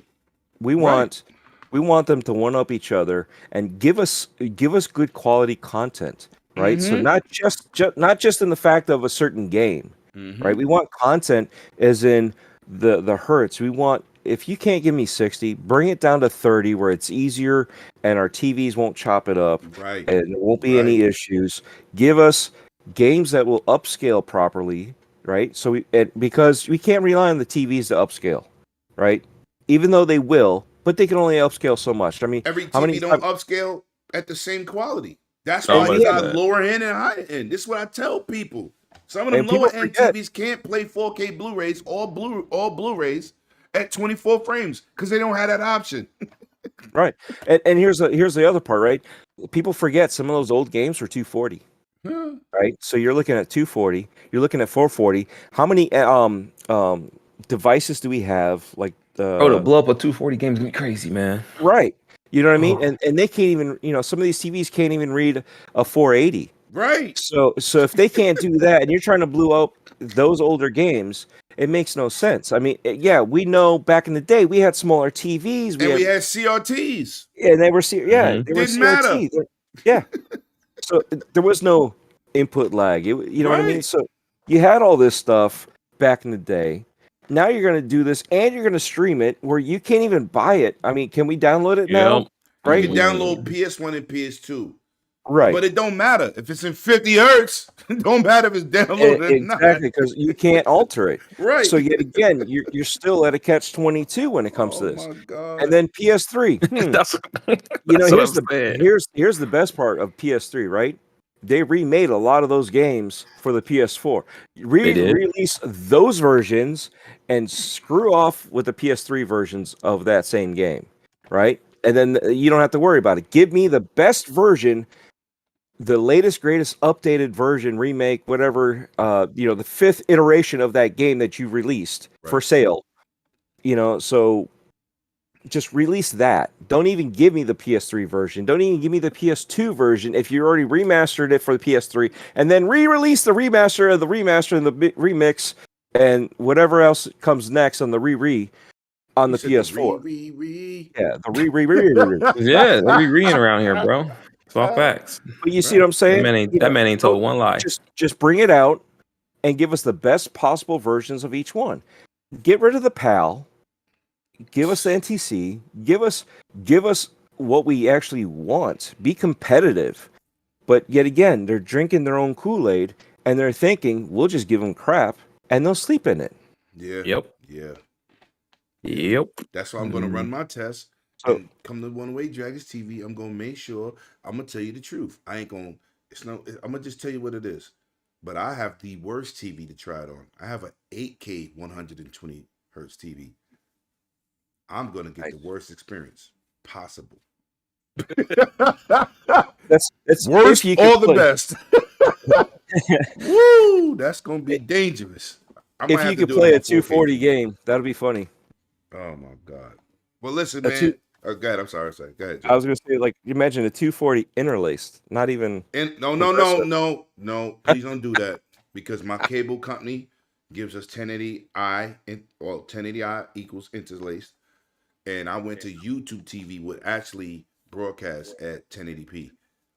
Interlaced looks disgusting on every TV I own. Interlace was only because of the way the old CRTs work. Right. But cable companies, they don't want to switch over to 1080p. No, they don't. They don't understand. Well, that's because the first 1080p company, you know what it was? Lazy. DirecTV. Yeah. No, I'm talking about in terms of cable. It was DirecTV. Cable was, cable. DirecTV. But that's the thing, is a lot of people don't understand. A lot of people don't know. They just buy the brand new TV. That's all they know. I want to buy this TV, but I want to buy the cheapest one. Like exactly. No, it's your cable company, buddy. It's many factors. Because they don't know, and they go to Best Buy and they expect somebody to tell them what to buy that's the cheapest that'll work, and then they go home and they're like, this looks like crap. I need to call them to calibrate my TV. No, you really don't. You need to calibrate your wallet and get a real TV. I'm sorry. If you spend $600, don't expect $2,000 performance. I still have the Toshiba for 13 years now. So it's a 1080p TV from Best Buy. It's a Toshiba. It was a sale. I paid $800 for that thing, 13 years ago. And that thing is a beast. It's still running, and I'm like, please die so I can, tell the wife, replace it. I need to replace this. There was a monitor made by Westinghouse 42, 47 and 42. I bought the 47, right? At the time, it was like $1,800. Dudes was like, yo, that's it's a LCD. I said, listen, when you see this performance, that TV still works. I bought that TV like 18 years ago. And I gave it away to my super who helped me move back into my loft, right? But let me tell you, when you got good performance, it's good. It's like a plasma, right? Yep. Plasma was the best thing for movies. It could rival what we see today for movies. I ain't say video games. I ain't say no playing no games on it. But if you watch movies, plasma still looks good for movies. Yeah, I remember when they used to advertise the football games, and it's like, yes, oh my God, it looks and horrible. The Wiz. And you know what? I didn't buy plasma. I bought the XBR 480 from Sony, which was $4,000. But you talking about watching live stuff? It looked like you was in the stadium. I still haven't seen that with these new TVs. I'm sorry.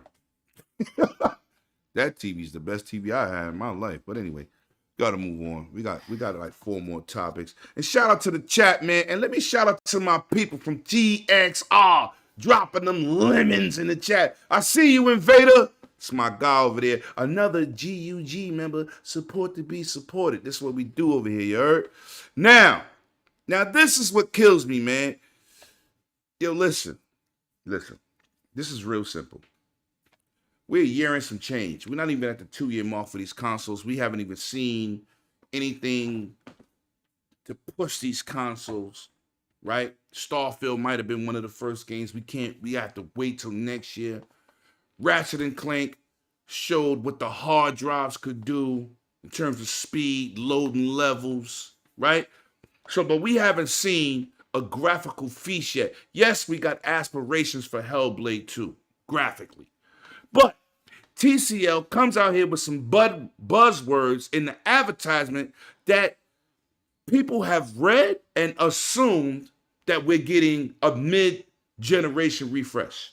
Now, for common sense wise, it is too early to be talking about Xbox Series X Pro or PlayStation 5 Pro Plus, Premium, whatever you want to call these systems. They can't even put these 2 consoles in your house at a fast rate. As they come in, they go out. Neither one of them have numbers of an install base to brag about. Yes, they're doing well, but let's be real here. So TCL gets out here and they claim they didn't really mention anything, but people read stuff and they run with it, right? This is why you got to talk directly and not subliminally, because then you intrigue people's minds and then they start making stuff up. But with this being said, we're going to go straight to you, Carlo. We talked about this the other day. TCL, man. Y'all don't even make high-end stuff, really. But y'all want to put high-end gaming. But what did you think about this whole fiasco this week and the buzz that they created that got shut down? But it did, yeah. What did you think, Carlo? Let's talk about this again. I think VentureBeat hit this article right on the head, right? I think that TCL was trying to grab for buzzwords. Facts. Because they know they're no competition to Sony, LG, Samsung TVs, even Hisense TVs. Not in terms of power. No. They're number 2 in sales.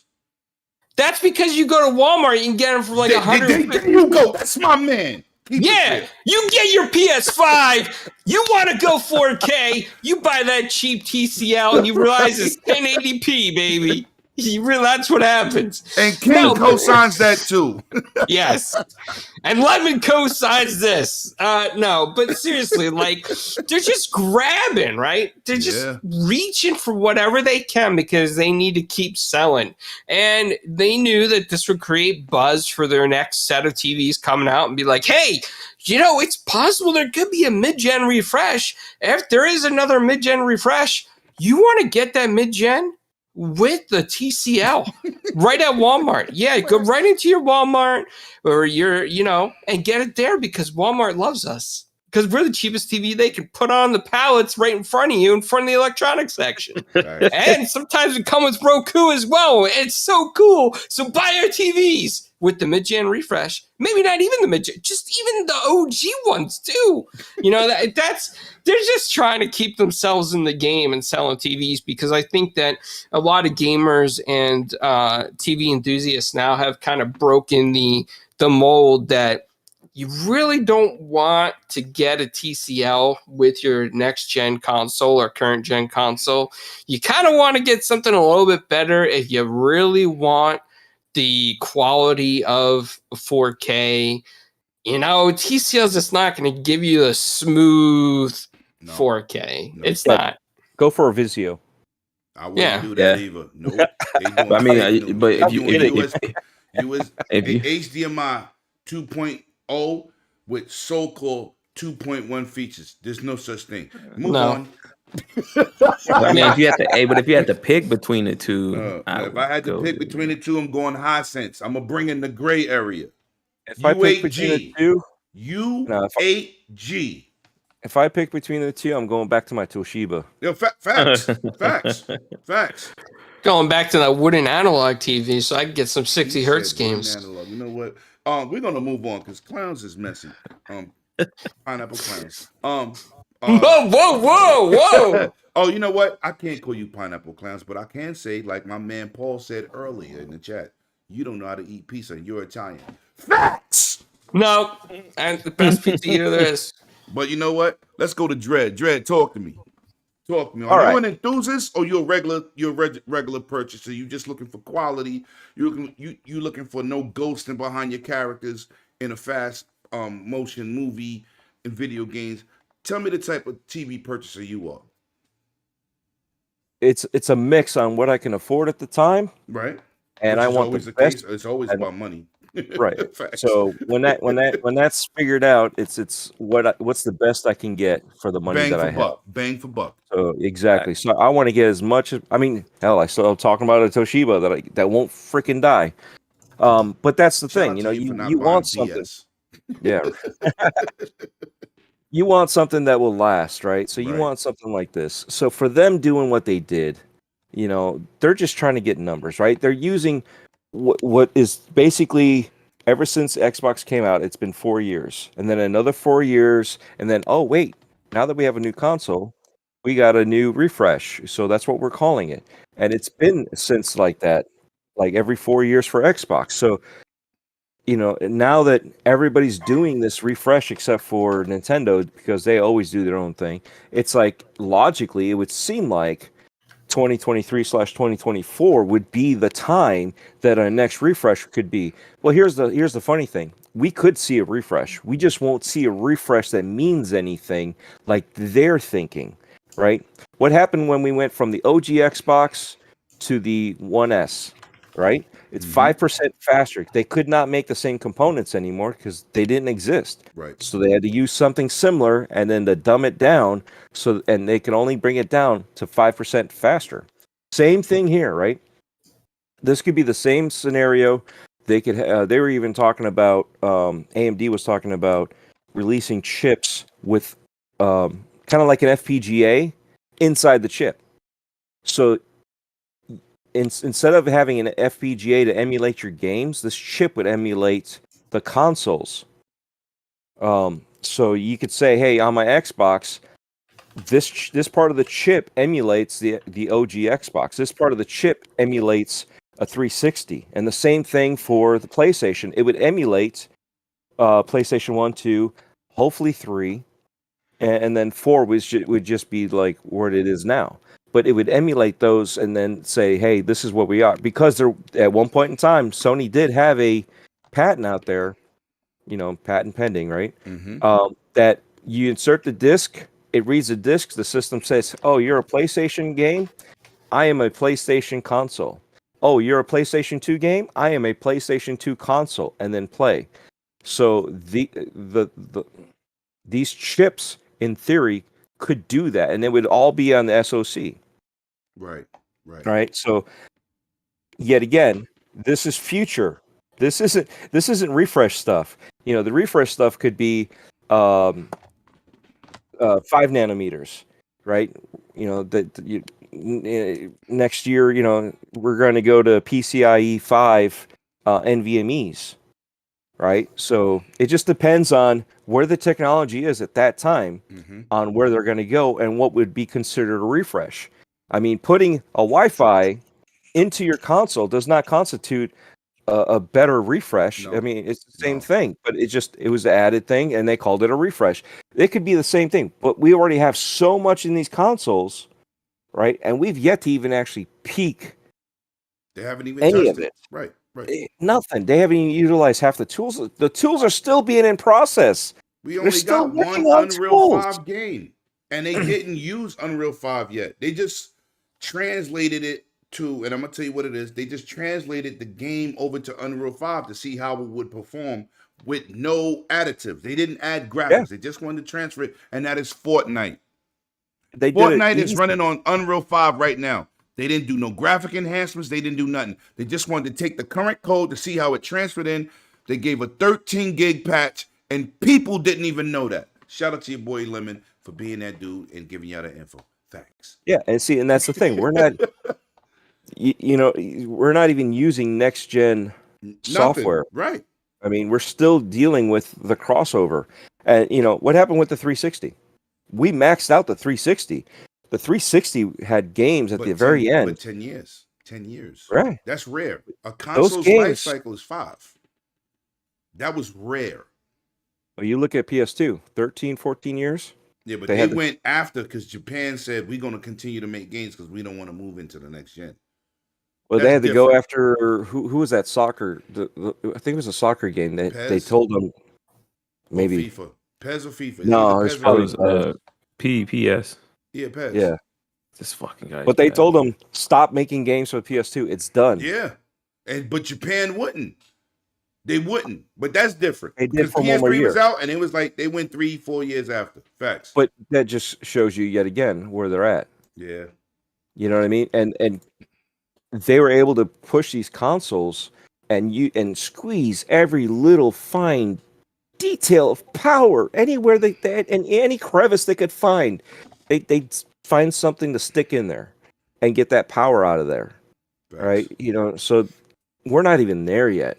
So for people to be jumping the gun like this, I mean, yeah, they're just doing it because they're just thinking. I mean, I'm curious though. Did they hire Phil Harrison from Stadia over there? You know what? I'm gonna need y'all to stop because TLC is my TV. Who? Oh, Who's your TV? I can't even say that with a straight face. Oh, all right. What? You want to repeat that for the public? I can't even say that with a straight face, man. I'll shout a joke, bro. I can't. All right. Damn. So get to this for me. Get to this for me, Super G. You tell me your opinion in this whole topic, and then I'm gonna finish it off. I'm gonna play devil's advocate. I'm gonna just say that maybe a refresh was due, and because of chip shortage and everything that's happening in the world. Yeah. You know what? I'm about to shut your mic off. No, let me go. Let me go. Because the only reason why I say that because you got NVIDIA already speaking about the next series, the 4000 cards, bro. Yeah, and then you also have AMD. Market. I know that, but okay, so AMD though, right? AMD make a lot of they make the APUs for the consoles, right? Yep. So AMD's already talking about their 7000 and the 4 nanometer. So if they're already speaking on that now, I'm saying that possibly it was scheduled to possibly get a refresh, maybe 2025. And it was talked about, but because of chip shortage and everything that's happening in the world, that's put on the back burner right now. That's all I'm saying. I'm not saying it wasn't. You know what I'm saying? It probably was planned because the consoles did come out, they were originally going to come out in 2020. Everything happened, pushed them back or whatever, or if they did, whatever. Or 2019. But even so if you look at 2025, that's 5 years with the console, bro. And by this time, the 4000 series would be out. It'd be a new console.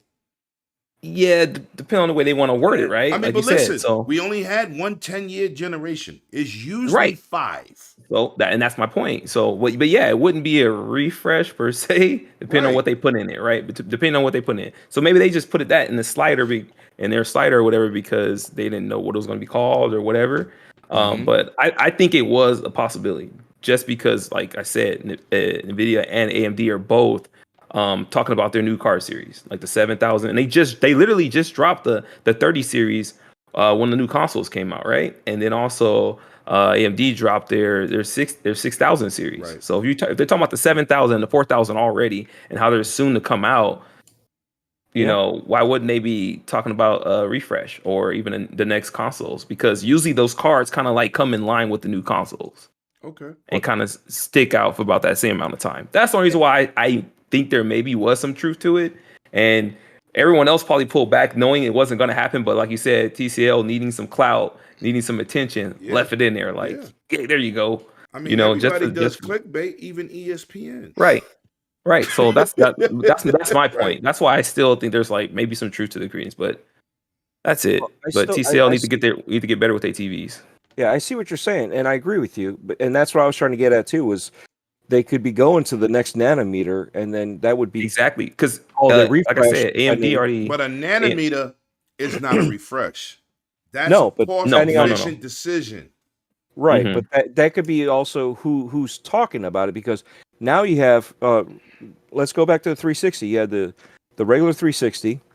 You had the 360 Elite. You had the right. It was the same console. It's just slim. Then you had the Slim, and then you had the E. But the Slim, once they make a Slim, including PS2, right? Cheaper to that's make. That's when they downsize the downsize. You make it's charging the same price, but you're making more money because it's cheaper to make.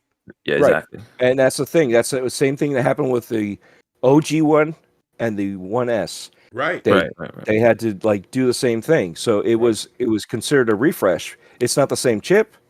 So yet again, that's what I'm saying. The whole like terminology for refresh has been changed to what it actually is now at this point. It's warped.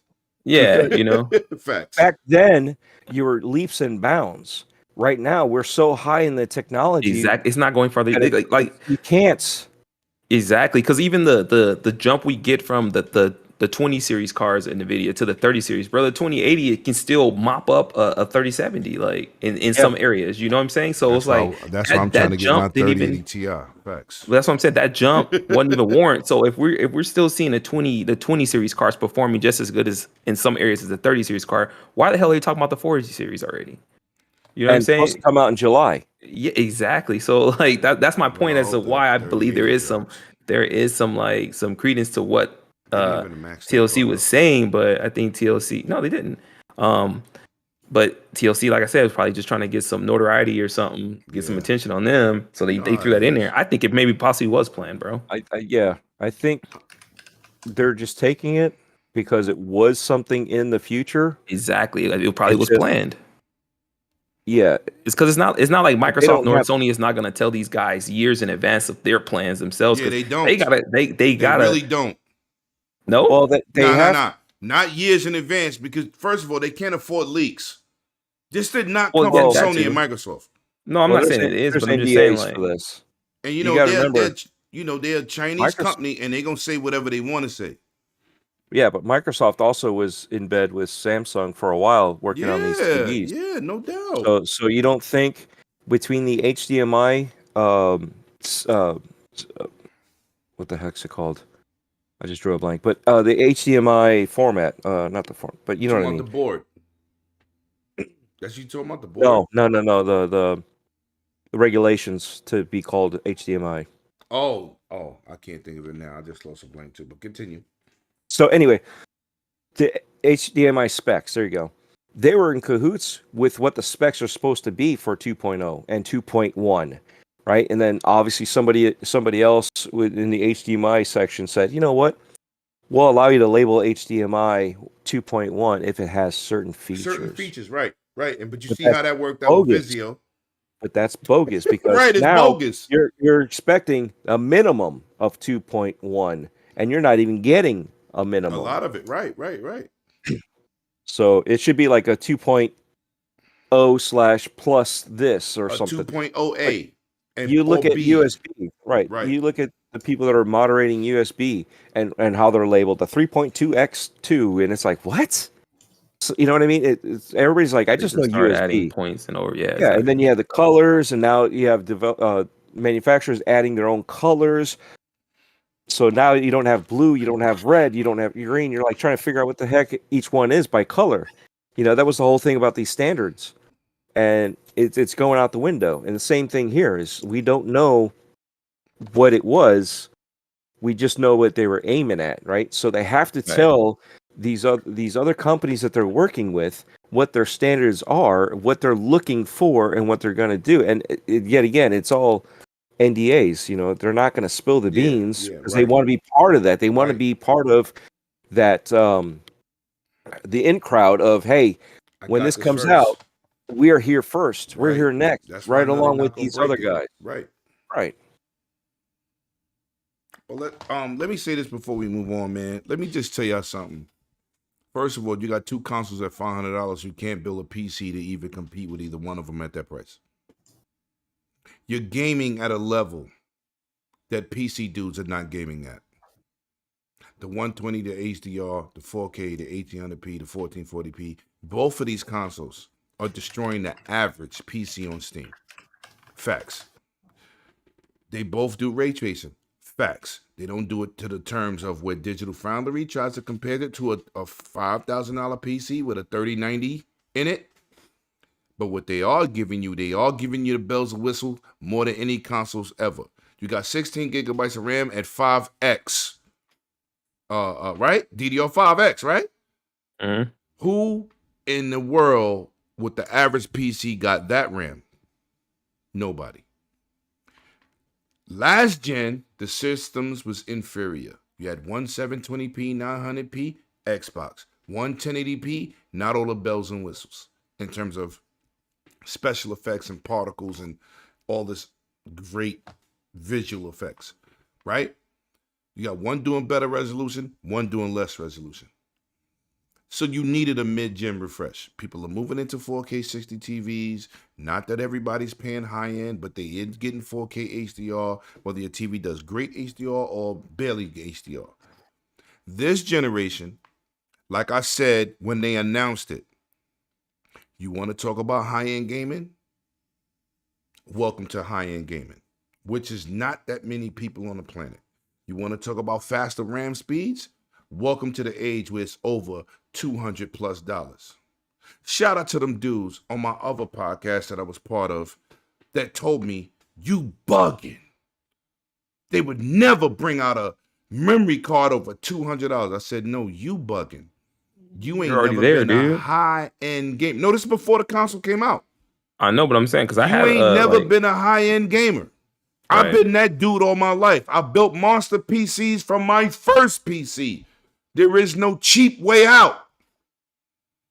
So when I said this card for Xbox will be over $200, the whole panel laughed at me, except my boy 100. And when it came out, you know I'm petty.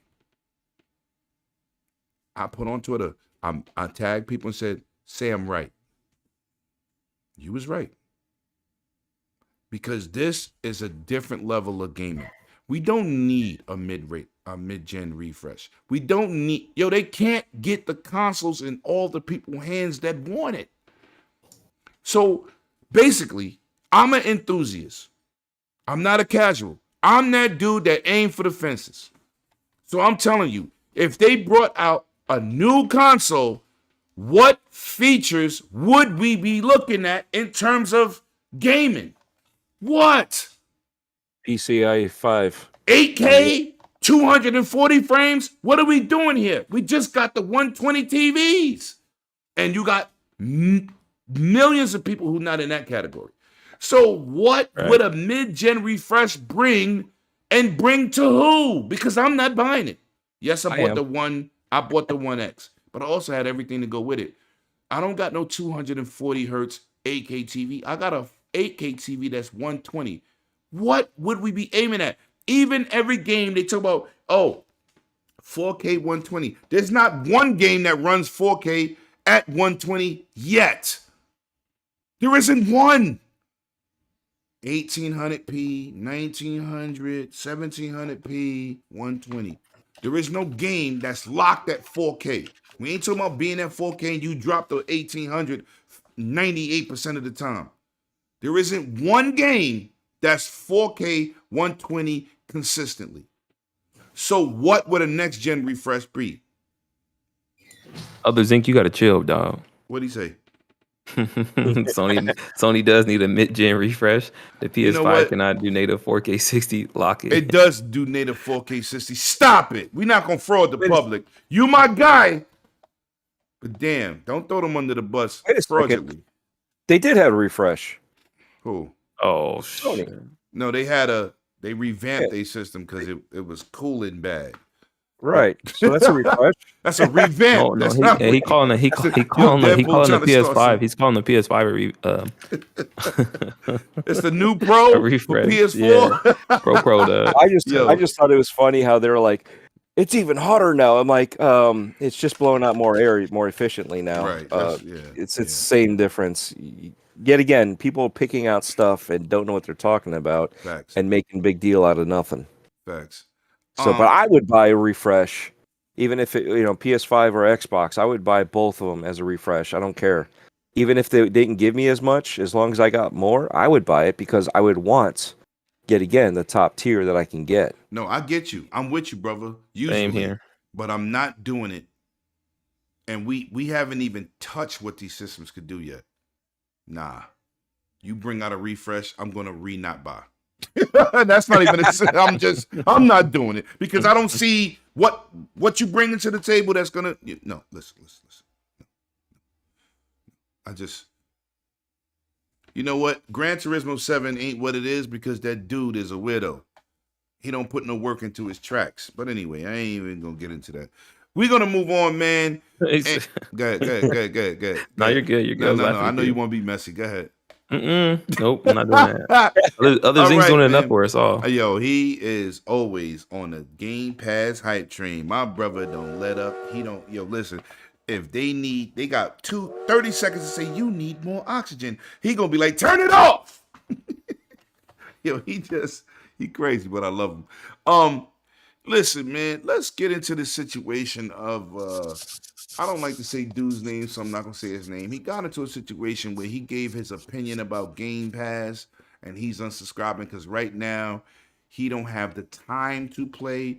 So shout out to Kotaku for once again taking somebody's opinion and trying to make it a fact, which creating a stir like the fake damn Civil War. Ain't no Civil War on Twitter. You dudes is idiots feeding into fake YouTubers creating a Civil War. I'm gonna say this for the record. Kotaku is known for attention. They say things for attention. There is no stats that anybody could say Game Pass is losing subscribers. What I hate is like when we talked about earlier with the individual that worked for Microsoft and people take his words and spin it and create a narrative that doesn't exist. This Game Pass unsubscribing situation. Now, this guy said, like I said, I'm not saying his name. Y'all all know what it is. He said, I'm unsubscribing from Game Pass because I don't have time to play the games and there's nothing in there that I want. Now, as people that we all here got Game Pass, if you played every game in Game Pass and you said Game Pass got nothing left, I got you. We know you not like that.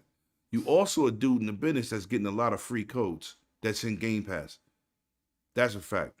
You also an individual who your credibility is not what it is.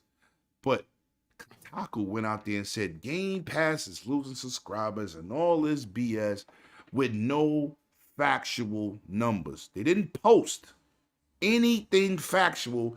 It was an opinionated piece. Now, I'm going to go to you, Carlo, because we haven't heard from you in a minute. Mm-hmm. Nonsense! But I want you to give me your opinion on people taking other people's opinion or statements and turning it into drama. So talk to me. Okay.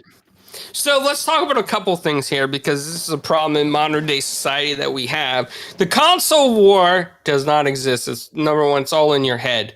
There are people that will speak to you and help you with modern day issues. However, this Kotaku article is just an example of made spinning of money. something out of proportion to make money for clicks. You So a liar. the way that the industry works, I the way ate that a most piece of journalists chicken. get paid on a lot of websites is they might What do you depends. want? They might get $20 an article or Go up get to my wallet. $500 an Don't- article. Okay, but Where's your then they fucking get money a at? percentage of clicks. You gotta be They careful on and my reach so Oreo. many Cut the thousand shit. clicks, they get extra bonus money. So Lamani, maybe just somebody get at my wallet and go. I'm on Kotaku's a run out of podcast. stories for the week, and they're It's like, not you the know point. what? I'm not going the to point. spin something around. I'm also I'm going a to get host. some clicks, make that extra bill money. I got to pay my electric bill this month. And that's how these things happen. Why you It talk so is drama filled fake news. my fucking That's, God. it is fake news. There is no reason why that we should Hurry up care and go if before the somebody dog start barking. unsubs to a Hurry service. And we really shouldn't care. If they want to unsub, hey, you know what? It's your choice. I'm not going to unsub. I don't even care to hear your opinion on the situation because it's in some magazine where journalists just needs money for clicks. And you know what? If you haven't found a game to play, that's on you, man. Like, there's plenty of stuff in there for me. There's plenty of stuff. Say it right, Carlo. That's a you problem. Yeah, that's right. We need a Game Pass hype train right now to get Yo, this listen, man know the truth about Game Pass, the Game Pass hype train. Yeah, no, it's a you problem, man. Like, for the paying for Game Pass Ultimate, right, for $14.99 a month, I think. But I'm stacked for a few years thanks to Microsoft allowing stacking. So I have plenty of stuff to play that is going to last me a very long time. Lots of content. I don't need to rush out and buy the next AAA game because I can wait for it to go on sale at places like Walmart down to $15-20 in the bin, because I got plenty of stuff to keep me entertained in Game Pass for that $14.99 a month.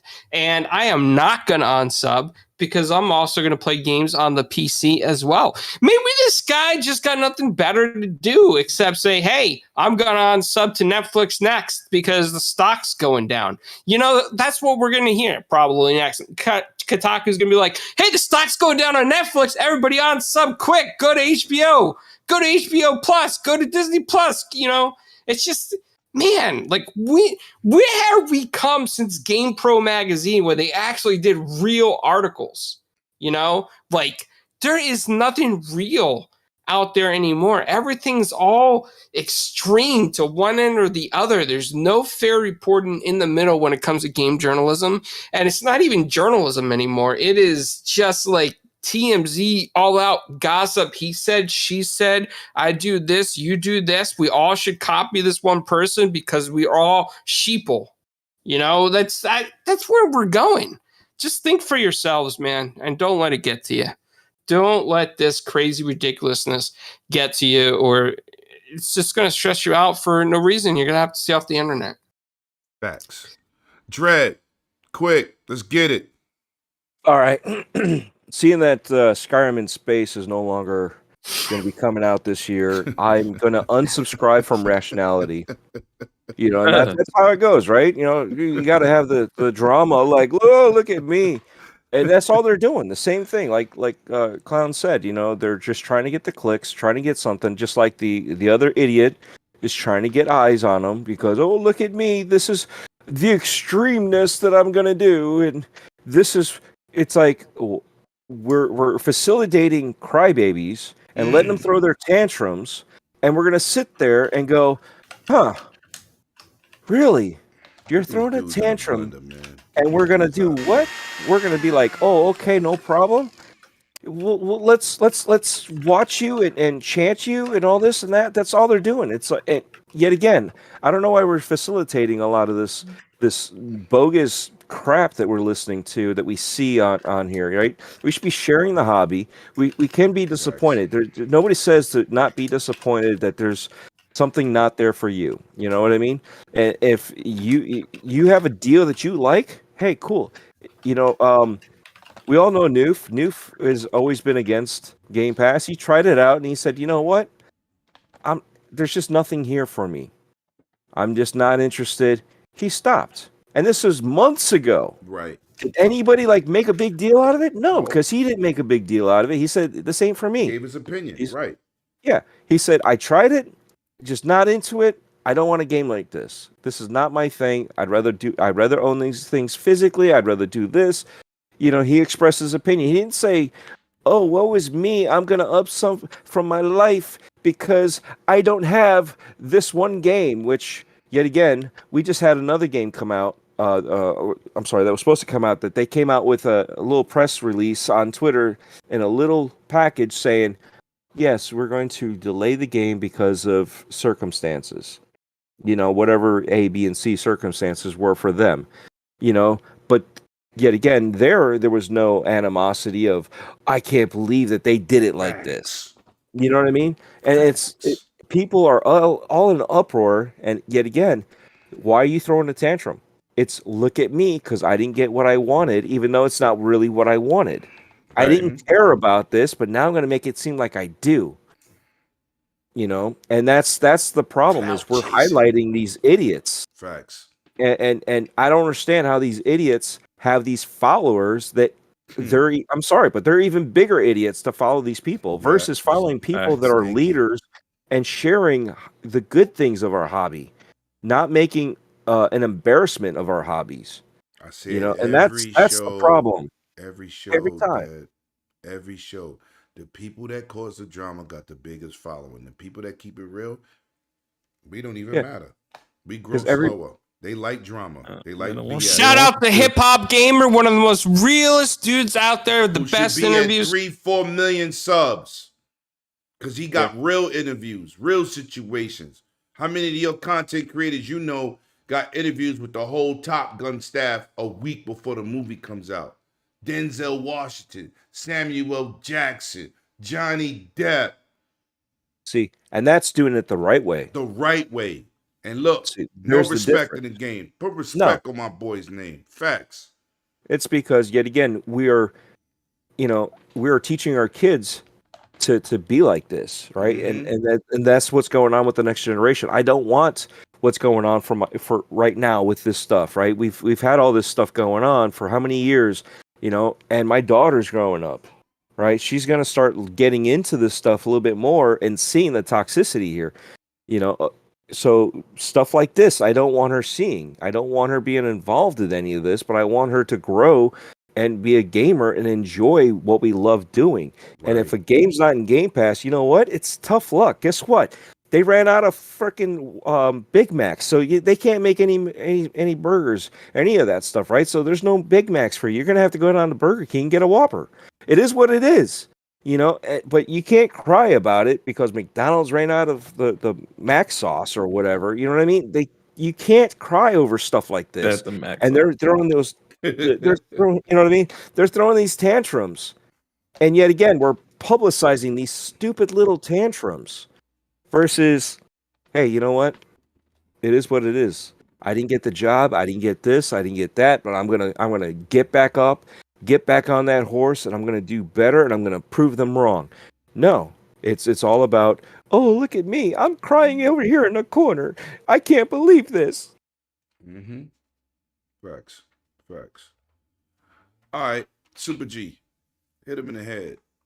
I know you ain't. I'm not hitting them, bro. I ain't wasting my breath on this. You guys know what it is. It ain't even. Nope. Nah, I'm good, bro. I ain't got time for that. It's just stupidity, bro. And we know what it is. They just need clicks. They're dying. Their channels are dying. Their life is boring. Their life is miserable. We know what it is, bro. Facts. There's too many goddamn games out here to be, I'm going to do this because of this game. Stop it. You know what's crazy? G? I didn't even reply with, I ain't unsubscribing. I don't care what you think. Me neither. I was like, why you trying to, you ain't got a cap for Game Pass. You ain't subscribing? Let them dudes have the floor. All six of them. And the crazy part about it, they're unsubscribing to free subscriptions because half of them ain't even buy them. I know. I don't even think half of them even had them.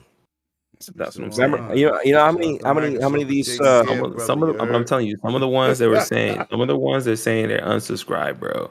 Been since 2019. Bro, they're not subscribed. They got free subscriptions as it was, so they wasn't offering it anyway. They didn't pay out the pocket. And how many didn't even play the games that they said that they played? Facts. Right. So yet again, we're gonna believe these idiots? No. I got on Xbox dudes capping for MLB The Show in Game Pass, and you don't play it. That's why you ain't seen me say nothing. I ain't played this. Capping I just played as last well. year's, but And MLB The Show is in Game Pass. You go look at his record. Wait He a got minute. Not 2 minutes in it. I gotta ask: are they gonna do an article about people unsubscribing from PlayStation because of 50 hertz? Ooh, disrespectful. or unsubscribing because of that price crap that went on. Yeah. I mean, it's facts. Listen. What about unsubscribing from next gen? We should do that.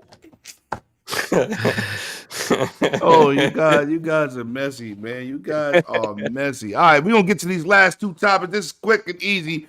Capcom may revive some old games. What series would you like to see come back? We're gonna go to our guest, Dreadpool. Give me a couple series. Don't take all of them. You know what? You got just three leave it other at the people. one. I'll leave We it. had somebody last week. He took every. I see you. We don't even got nothing to say. I just say the one. All right. Dino Crisis. Woo! You can have that one. You can have that one. That's Yes. the one that I really want. I want to do that. And I haven't, that's the worst part though. 108 I haven't been able to TV get welcomes into the I everyone. played a little bit, but I haven't been able to get into the next gen. 108 Evil Dragons games. TV I welcomes played a Graphic couple. God. So good. Yeah, they good. They're I great. know, but I New just haven't had time to content, sit added down. Story. You know what? Then sit your behind down and don't make excuses. I need to stop going to these Comic Cons and stuff like that. Wait, we got more to cover. What are you talking about, Chad? I know. We're just getting We're not started. done. Yeah, we're just getting started, man. But yeah, Dino Crisis would be cool. I'd love to see Yes. where they're going. I mean, they've already done a few other dinosaur movies. They've done a few other dinosaur park ranger games. So with the hype being there, why wouldn't they have a Dino Crisis? No facts. You know, That's one of And my favorite series from them. everybody's been asking for it. Yeah. So Yeah. I'll leave it at that. There's more that I want to say, but Yeah, we'll just don't leave it at steal- that. don't I don't steal wanna all- steal don't everything. steal every game because You made last your week wish, we man. was You like never this know. with Sega. I was like, you gonna leave us a game? You gonna leave us one game? Dudes was like, I said, leave us one game. Just just one. Like he was on There's fire. some right there with you, bro. He named everything. I was like, what he said. Yeah. What Barrett say? Lost Planet. Lost Oh Planet. yes, with a That would be a good 4-player co-op. Yes, let's Oh, go. yeah. That would be fire. That would be that game what's that game again? That they stole Microsoft money? Platinum Games. Oh. Yeah, Skillbound. Yeah. That would be Scalebound. That's a fact because Lost Planet is one of my favorite, man. First of all, Lost Planet was dope, dude. Lost Planet had the best snow I've ever seen. Mhm. Besides what's that? SSS Tricky? Oh That yeah. was the best snow I've ever seen in a action game ever. The snow Until Red Dead, until Red Dead did it. I didn't play that, Oh, Red Dead but I Redemption. know SSS Red Dead Tricky 2. was my favorite until I saw Lost Planet. And Yeah, Lost Planet was passed legit. They out. kind of dropped the ball on the third one. The third one the was first a and little second bit was weaker, but listen, you only compare it to itself. If you compare Lost Planet 3 to other games, it's better than them. yeah, Right? true. Like Gears of War and Halo. You only can compare that to the series in itself because people say, oh, Halo Infinite wasn't good. Compare it to another game. Then you go, oh yeah, it was fire. You know what I'm saying? You only can compare it to itself. But anyway, so we're gonna move on to the next individual. Let's go with my man Carlo. Non-pizza eater. Let's go. All right. So, Capcom has made some fabulous arcade games. Okay. Some really good arcade games. There's a couple that I'd like to see a remake of. I'm not going to name them all because I got to say something for Super G and you. But I want to see Dark Stalkers come back. Oh my Right. God. Don't do yeah, that. Don't do yeah. that to me. Yeah. In 2.5D, like Street Fighter 5? You know Yeah. they're releasing a combo. Yeah, but that's the old games. I know. Yeah, it's But not I'm the just same. A new one. We need a new one. New one. Yes. Let's go. Let's go. All right. The Punisher, the arcade game that they had. That was epic. Epic. You remember that? Yeah. Epic. Let's get a new one Mm. with all today's technology. Let's get it. Unreal and 5. then- Let's go. The OG of some of the best fighting games of history, Marvel superheroes. Woo! Let's get it. You know, Let's go. Give that man a round of applause, people. Give that man a round. That's a great fire game. It's crazy. Yo, What? Super G, can you compete with that? All I want is one, bro. What? Beautiful Joe. Just give me Woo! that. Nice. Yeah. My Just God. give me that. Oh my God. Yeah. It sounded like my man Clowns had another one. You have another one, Clowns? One more. X-Men Children of the Atom. Remake? Yeah, remake. The like game not that took like $20 in quarters to beat? quarter killer. Right. 4 people. Let's go. 4-player mode. Four Online. player. I'm Let's with. go. Yo, chat, man. Tell me what y'all would like to see, man. I see y'all lit in the chat. Tell me what game you would appreciate Capcom to bring back. I got one title. Power Stone. Ooh, yeah. that's a Four good players. Matter of fact, 8 players. 4v4, baby. We got the power today. Because Power Stone Yeah, was facts. the truth on Dreamcast. Mm-hmm. The truth. First of all, it looked crazy, right? The 3/4 view with the 3 dimension, yo, was crazy. Yo, listen, give me another Power Stone. Bring in some other Capcom characters. Make it an event because we all in here. I don't know about you, Dre, but I know I love games like I'm not good at it though. Damn, what's the Nintendo game? Smash Brothers? Yeah. I love it. But imagine Power Stone on that level today. Unreal 5 engine. And that's why I need new Beautiful Joe, bro. Yo, That Beautiful Joe, fast-paced another action. one. Facts, man. But now, we at the last topic. Let me tell you something, chat, man. Y'all been absolutely amazing. Memorial Day weekend celebration with the Dragon's Den, man. Y'all have been absolutely amazing. Thank you for gracing us with your presence, giving us your time. You know what I'm saying? Everybody's time is precious. Like Dreadpool, he can't even get into games because his time is precious.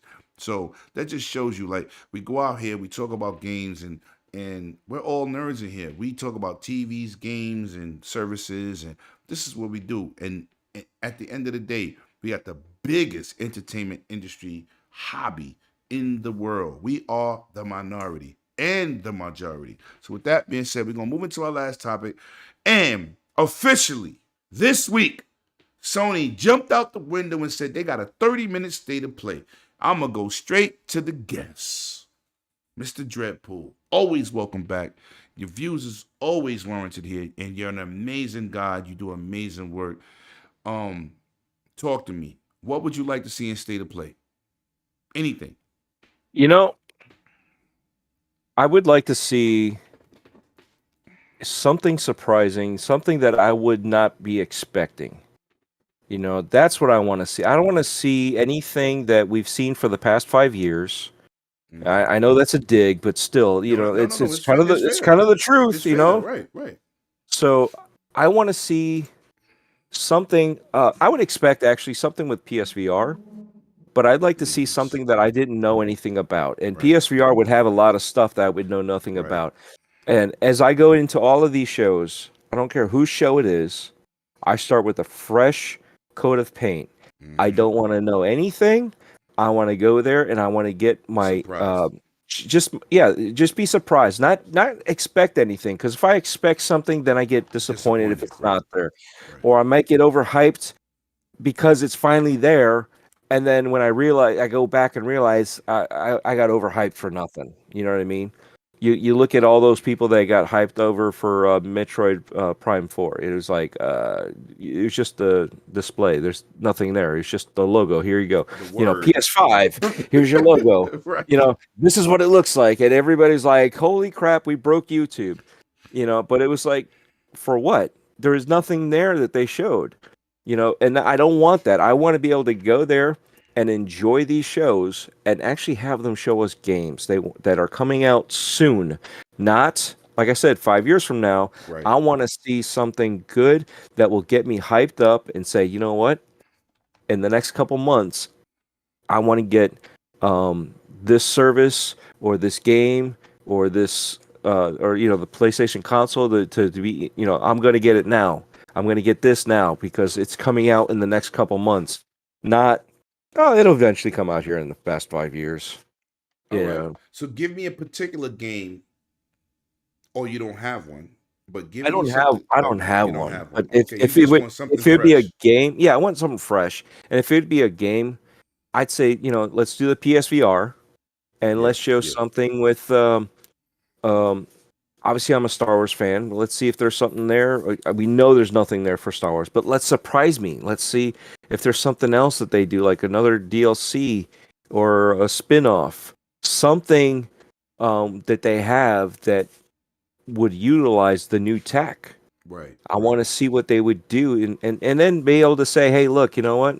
We could still use the old PS VRs that you had before, yet again, only for these games, but you can use them for your old PS4 games. Mm. Now, with this new PSVR, you can use, yet again, backwards compatible PS4 VR, That would be and wonderful for me.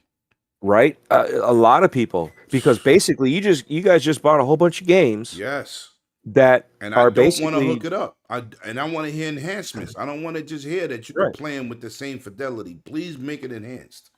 And wouldn't that not be cool? You know how we talked about before with the 480 being upscaled? What if they announced that they're going to do something like Microsoft has done Right. and push these games out with a upscaled resolution to make them look better, so by the time you get them to your TV, they actually look decent? Right. I mean, they look decent back then, but once you blow them up, they lose their decency. Right. You They get know, exposed quick. I'm all about yeah. I'm all about siphon filter, but I Oh yeah. don't want to see that game on a 4K TV No. No. in the same And that was state. one You of know the what I mean? examples I watched this week, and it didn't age well.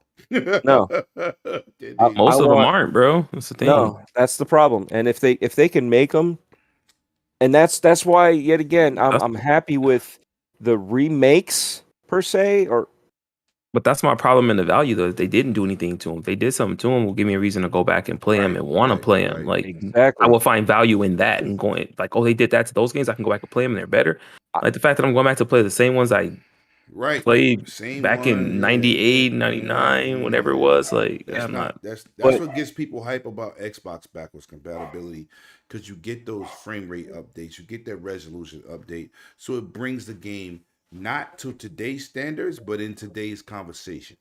I would Right. like a quality of life update. Remember how some of those games played back then? Because they didn't have good camera control. Now, could you imagine playing those games with the better camera control that we have now, the better quality of life that we have that we're playing with now? I mean, we saw that prime example with Mass Effect. I'm You gonna give you know, an so example. I'm gonna give you an example of what exactly what you're saying. I don't know how many of y'all in the chat, and if you have played it, talk to me. Hit me in it, and I'll read it out. Let me explain something to you. Have y'all played Metal Gear 2 Solid? Yeah. Those controls are oof, horrendous. Yep. yeah, they are. When we played it, that game was original. It was gangster. People loved it. But I bought that and Snake Eater. hmm That combo pack, huh? Yes, my dude. Yep. I said to myself, I don't know how I Mm. played this. Yep. Like, As much as I love wow. Snake Eater, I was like, what in That's the hell, dude? running neck and neck with Resident Evil 4 controls. I did the same thing with Dead to Rights. Horrible. I bought Dead to Rights, and I was like, how the hell did I play this Right. game? I'm everything's so backwards. Oh And I'm my like, God. I was like, Metal Gear 2 Solid, and I'm a NES dude. I played Metal Gear when the health options was called rations on NES. That was not a PlayStation exclusive. That started out on NES. And I'm telling you, when I got Metal Gear Solid 2, I erased both games and said I will never go back. I just wasted money. It was disgusting. And we're spoiled for today. I'm not knocking the game. The game is still one of my favorite games of all time. But those controls could be forgotten. I'm sorry. It was bad. It was bad. Ooh. But anyway, I'm sorry. Go ahead, Dredd, before we go on to Super. No, that's about it, man. That's it. I mean, I know it's asking for a lot, but It's not. It's not. not. at the Quality same, of at the life. same time, Honestly, yeah. honestly, that's what they should be showing because they can't keep showing this. Xbox get buried for showing the same stuff over and over. Why? They can't keep showing the same stuff, bro. So you should be looking forward to It something is new. Metal because Gear everything, Solid 2. Goddamn every, Yobi. every I know that. everything Sony has shown, we already knew it was coming. So they've already come up to that point where they don't have anything shown yet that we don't know that's coming. You know what I'm saying? So they need to show something new. They need to. And for me, I mean, I need to see God of War, bro. I need to see my God of War. What a date. I'm with you. I'm with that. I need a date. And Yobi, instead of correcting me, get on your mod job. You a mod. Mod the channel. Mod the chat. Stop worrying about me talking about Metal Gear 2. It's Metal Gear Solid 2. I know what it is.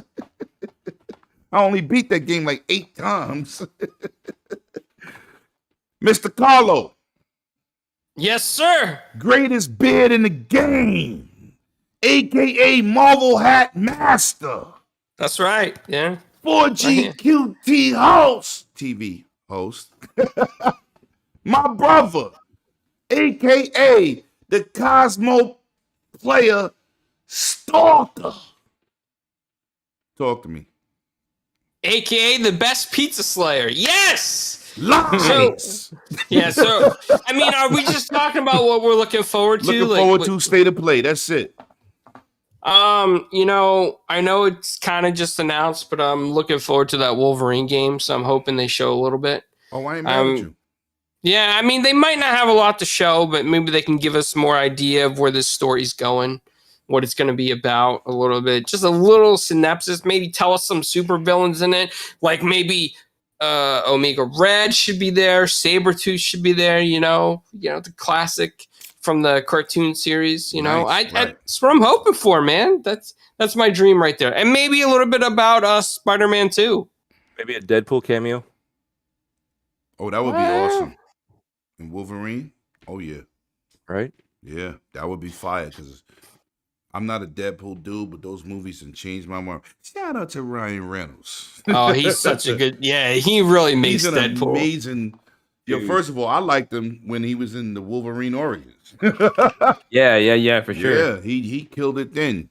You know Remember Blade Trinity? Oh, yeah. Yeah. No, well... When I saw his character there, and I was like, that's Deadpool. Well, you that's know Wade. what? That wasn't a good movie. That's... He did. Nope. I'm a Blade dude, but yeah, they That movie did too was much. garbage. You know what? I will never say that. I'm gonna lie to myself. Hold on. We got That something was coming garbage. out very soon that could be shown at Sony State of Play because it doesn't have to be Sony first party. No. Title. What is it? Talk about it. Midnight Suns. Who? Midnight Suns with Ghost Rider. The game coming out. That Marvel game. Oh, okay. My man dropping dimes in here. And shout out to my VR brother, aka if you need a website built, I could do it for you. I got Twitter fingers, Spirit fingers, and YouTube fingers. My man Jeepers is in the building. Shout out to my Cali brother. I see you. Shout out to you, man. That's my guy. But I'm gonna say this, man. I love VR. No pun intended, because Jeepers is in the room. I need PlayStation VR 2 to give me some information, a release date, so I could pre-order, because I'm all in. But I do need what Dredd was talking about. I need some upgrades, because you know what? When I got my Quest a year and a half ago, I bought Moss over, Vader Immortal over, Beat Saber over. You know, I bought some games twice, and I don't double dip. But my Quest 2 is a better VR experience than my I was gonna say PlayStation that. experience. That's why. So I hold on, if my dog start barking because my daughter came in. Hey, shut up. So yeah, he's in his kennel and he can't get to my daughter. He just go crazy. He's spoiled. He's a spoiled brat. So I need, like, when you get this PlayStation VR, we will enhance it resolution-wise per eye. I want to hear, like, the world premiere voice. World premiere. You know what I'm saying? I need it. because I love VR, man. VR, the immersion is crazy. They definitely stepped it up. You know, they did a half behind effort with the first one, and I still enjoyed it. You know what I'm saying? I figured they should have made controllers specifically designed for the VR, but they used the old Move controllers, and I still was all in. You know, I bought Farscape and all that stuff, but I would love to be able to play my back catalog with give me some resolution enhancements, right? Don't give me a whole anti-aliasing HDR 198,000 frames. No, just give me a resolution bump and I'm good. So that's what I would like to hear about. They showed us the headset, they teased us, right? They showed us the controllers, they teased us. But just give us some more on that. And of course, Thor Ragnarok. I'm with Super G with that. You know what I'm saying? Because as you see from my avatar, there's two games I love from two different manufacturers, Halo and Kratos. What other game you get to slay gods, drink, and sleep with mad women? that's just what it is. Assassin's Creed. Oh wow. Well, the original dude to do that was my man Kratos. But anyway, Yeah. listen, man.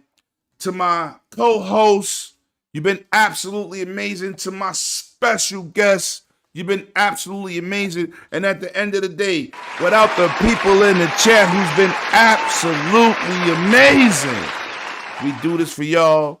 Even though we have these conversations on live, we love to bring you our opinions, and we respect that everyone comes out. I want everybody to have a happy Memorial Day weekend. If you got a vet in your family, give them a hug, give them a kiss, show your appreciation because they fought for this country, man. And they fought for our freedom and what we stand for today as a country. So with that being said, we're going to go to our host. Our guest, Mr. Dread Poole, one of my favorite dudes. Listen, one of the dudes I met early, and I said, yo, bro, anything you need, I got you. You know what I'm saying? Like, it's my guy, man. And, you know, it's crazy. I didn't remember you didn't even come to the Dragons then. It's crazy. Well, we podcast a lot together. So it ain't like, I just thought you was here. But anyway, tell them where they can find you. Drop your channel in the links in the chat. And let everybody know where they can get that. What is it called again? Breaking Bread with Dread? No, not your site. What's that place y'all went to again? Oh, Megacon. Megacon. Let them, listen, drop that information. Let them see all that goodness. But the best thing you did at Megacon was having Cerebral Paul took to the dude in the pineapple suit. Facts. I'm co-signing all the messy stuff. Tell them where they can find you. Yes, thank you for having me on for my world premiere.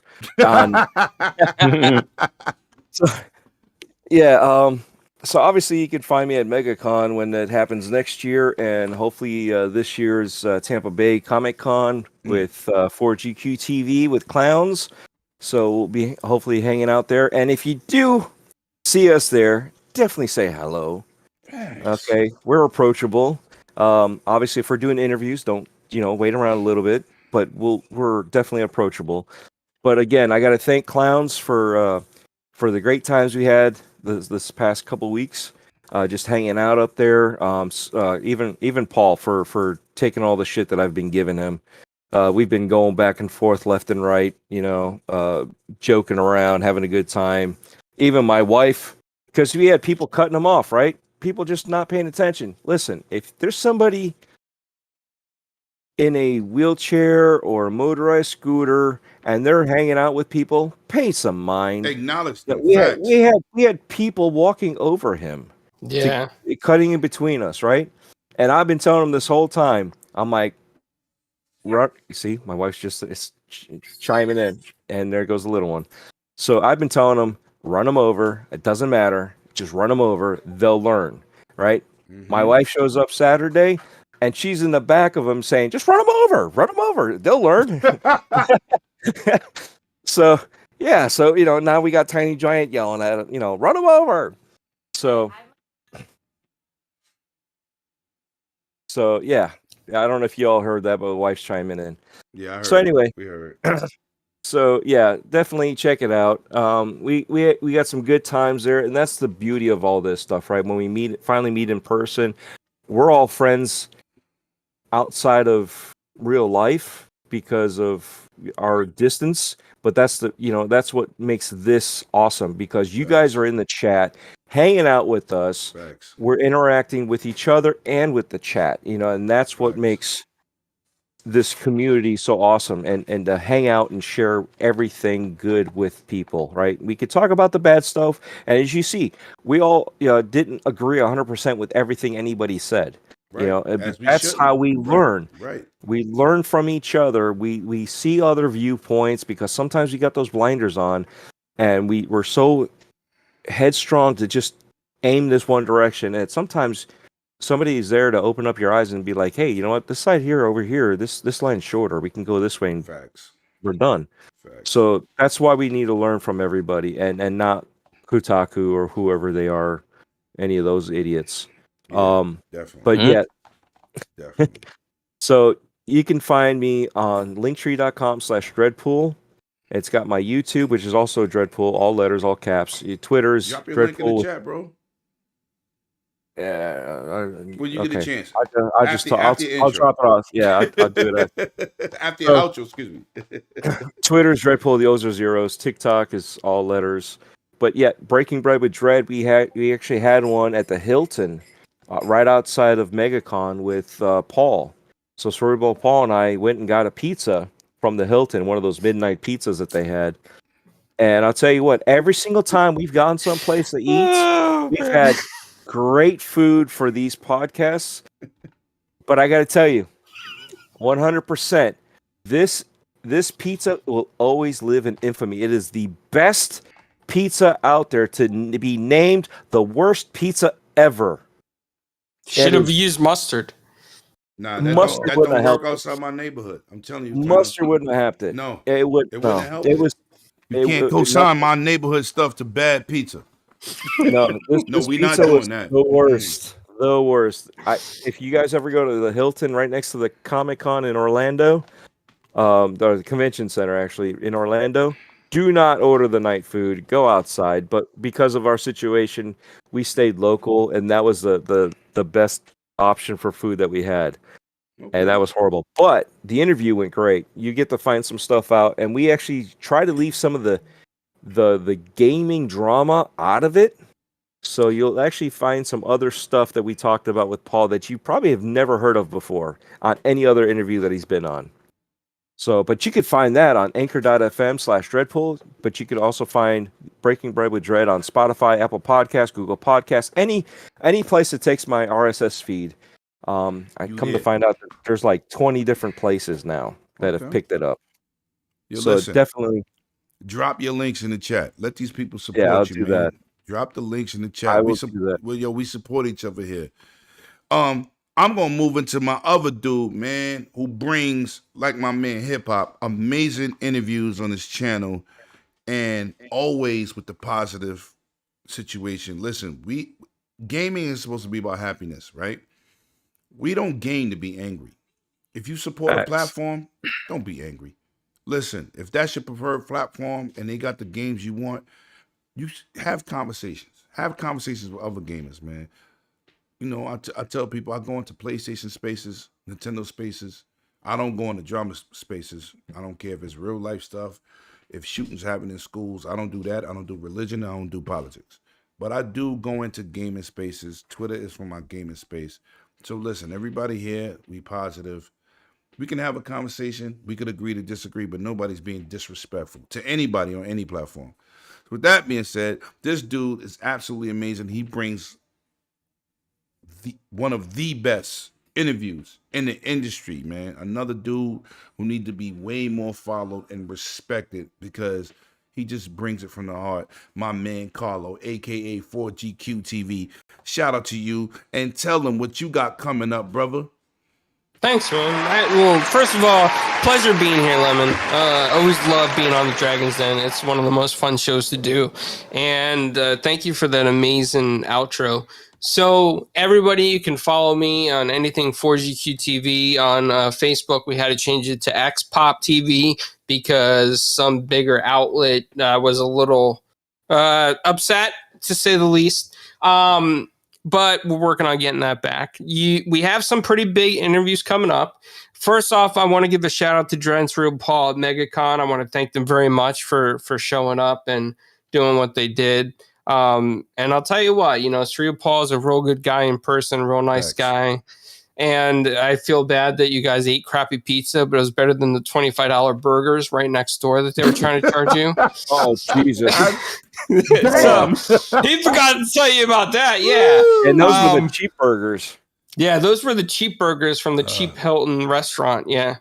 And I learned something. Something I want to say is that for Paul to show up and go to these conventions, it's really a big deal because there's a lot of challenges that even the Hilton couldn't handle. Like the lobby, is not accessible in many aspects. They wouldn't even get them baggage carriers for more than 45 minutes. I had to go upstairs to the second and third floors trying to find somebody that's willing to go down there. They didn't even want to give me the rack by myself to help them. So thank you, Paul, for doing everything you did. Paul lined up some good stuff. We have some big interviews coming up, actually. So I'm going to just drop some information here that you're going to hear. We have Gary Whitta, writer for Star Wars Rogue One and some other Star Wars stuff. He's coming on. Derek Robertson, co-creator of The Boys TV show that you see on Amazon. He's a friend of mine. We talk. He's coming on. Maury Hollowell, a good friend of mine. He's a colorist at Marvel, and he's been doing some big stuff. He's coming back on. He's also he wants to get into some games with us and stream some games with us as well. I want to give a really big shout out to Cara Moline. He really, is a nice guy. He's been through a lot. Great artist. We had an interview we done with him at Megacon. It didn't work out very well with the audio. So he's going to come on, but he's a really nice guy. If you ever see him at conventions, please support him.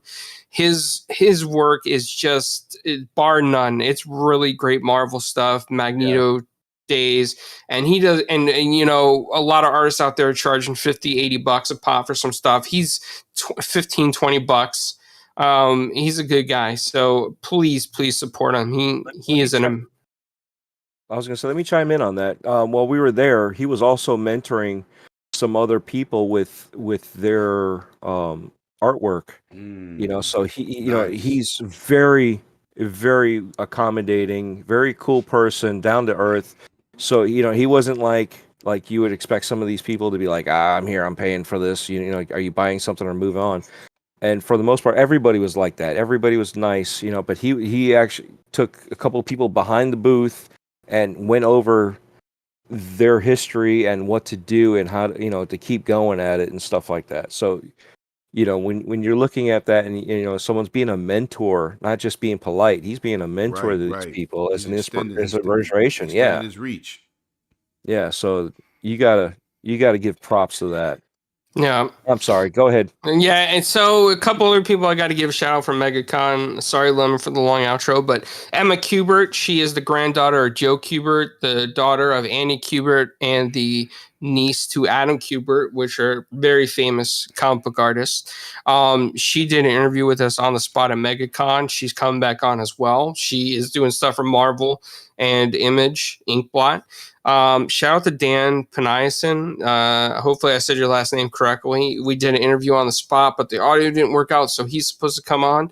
Good friends with Joe Casada, and he does the original Drink and Draw podcast on YouTube that you see. All the Marvel and DC artists get together, have a few drinks, and draw.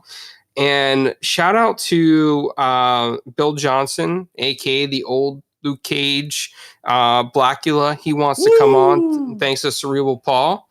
And Cerebral Paul also was speaking to Brian Azzarello, another big DC artist, and he wants to come on. So shout out to all that. We got a lot of interviews lined up. I'm always working on in the backgrounds.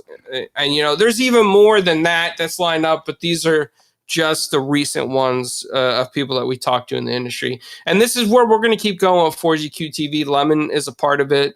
Dread's a part of it, and it's a whole community. Right. And I'm just shooting for positivity.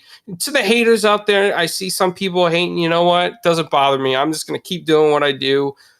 And that's how it's going to be. We're going to get these interviews. We're friends with these people. And we're just going to have a fun time talking to them. Facts. Now, this next individual is a legendary dude to me. First of all, he was like a concierge at E3 for me, man. And when he first met me, it was like he knew me for years. It's my man, my co-host who should have been on my channel when I first launched it, man. My man Super G. He's an excellent individual. Yo, go subscribe to him. He has a great channel, many subscribers, but this dude heart is pure. You know what I'm saying? Shout out to you, Super G, man. You are definitely one of my favorite people that is doing in YouTube space, this content creator space has brought in my life. And I definitely appreciate you, my guy. Let them know what you got coming up. Like I said, Man, Deadpool, make sure I you drop your appreciate links. that outro, bro. Nah, That you're outro was awesome, great. I bro. You appreciate it, awesome, man. man. You know, Appreciate I it. rock with you outside of YouTube, so it's not about content creation. I've been, you know what I'm saying. You good, your family good. You like y'all just good people. You know what I'm saying. Got to keep your circle good with good people. But go ahead, tell them where you at. Yeah, What you again, got so going. thanks for that. You can find me on Twitter, super_G, Xbox, PlayStation, same thing. But on YouTube, I'm on a Taku Fix channel, so come through, check it out. If you're a big fan of anime, webtoons, all that good stuff, this is the spot you want to be because we have a ton of interviews lined up. That's actually why I wasn't here last week because I had an interview with Colorize, the author and artist for Backfire, which is a pretty big series now on Webtoon. So go check that out. We got plenty more, like I said, plenty more interviews coming up, dude. So, and we're about to hit 10K. So if you want to be one of the ones that help us get 10K, come on, come through Join up, man. and join up over there. We do appreciate Nice. everything. That's awesome, man. Thank you. Congratulations. Congrats. Thanks.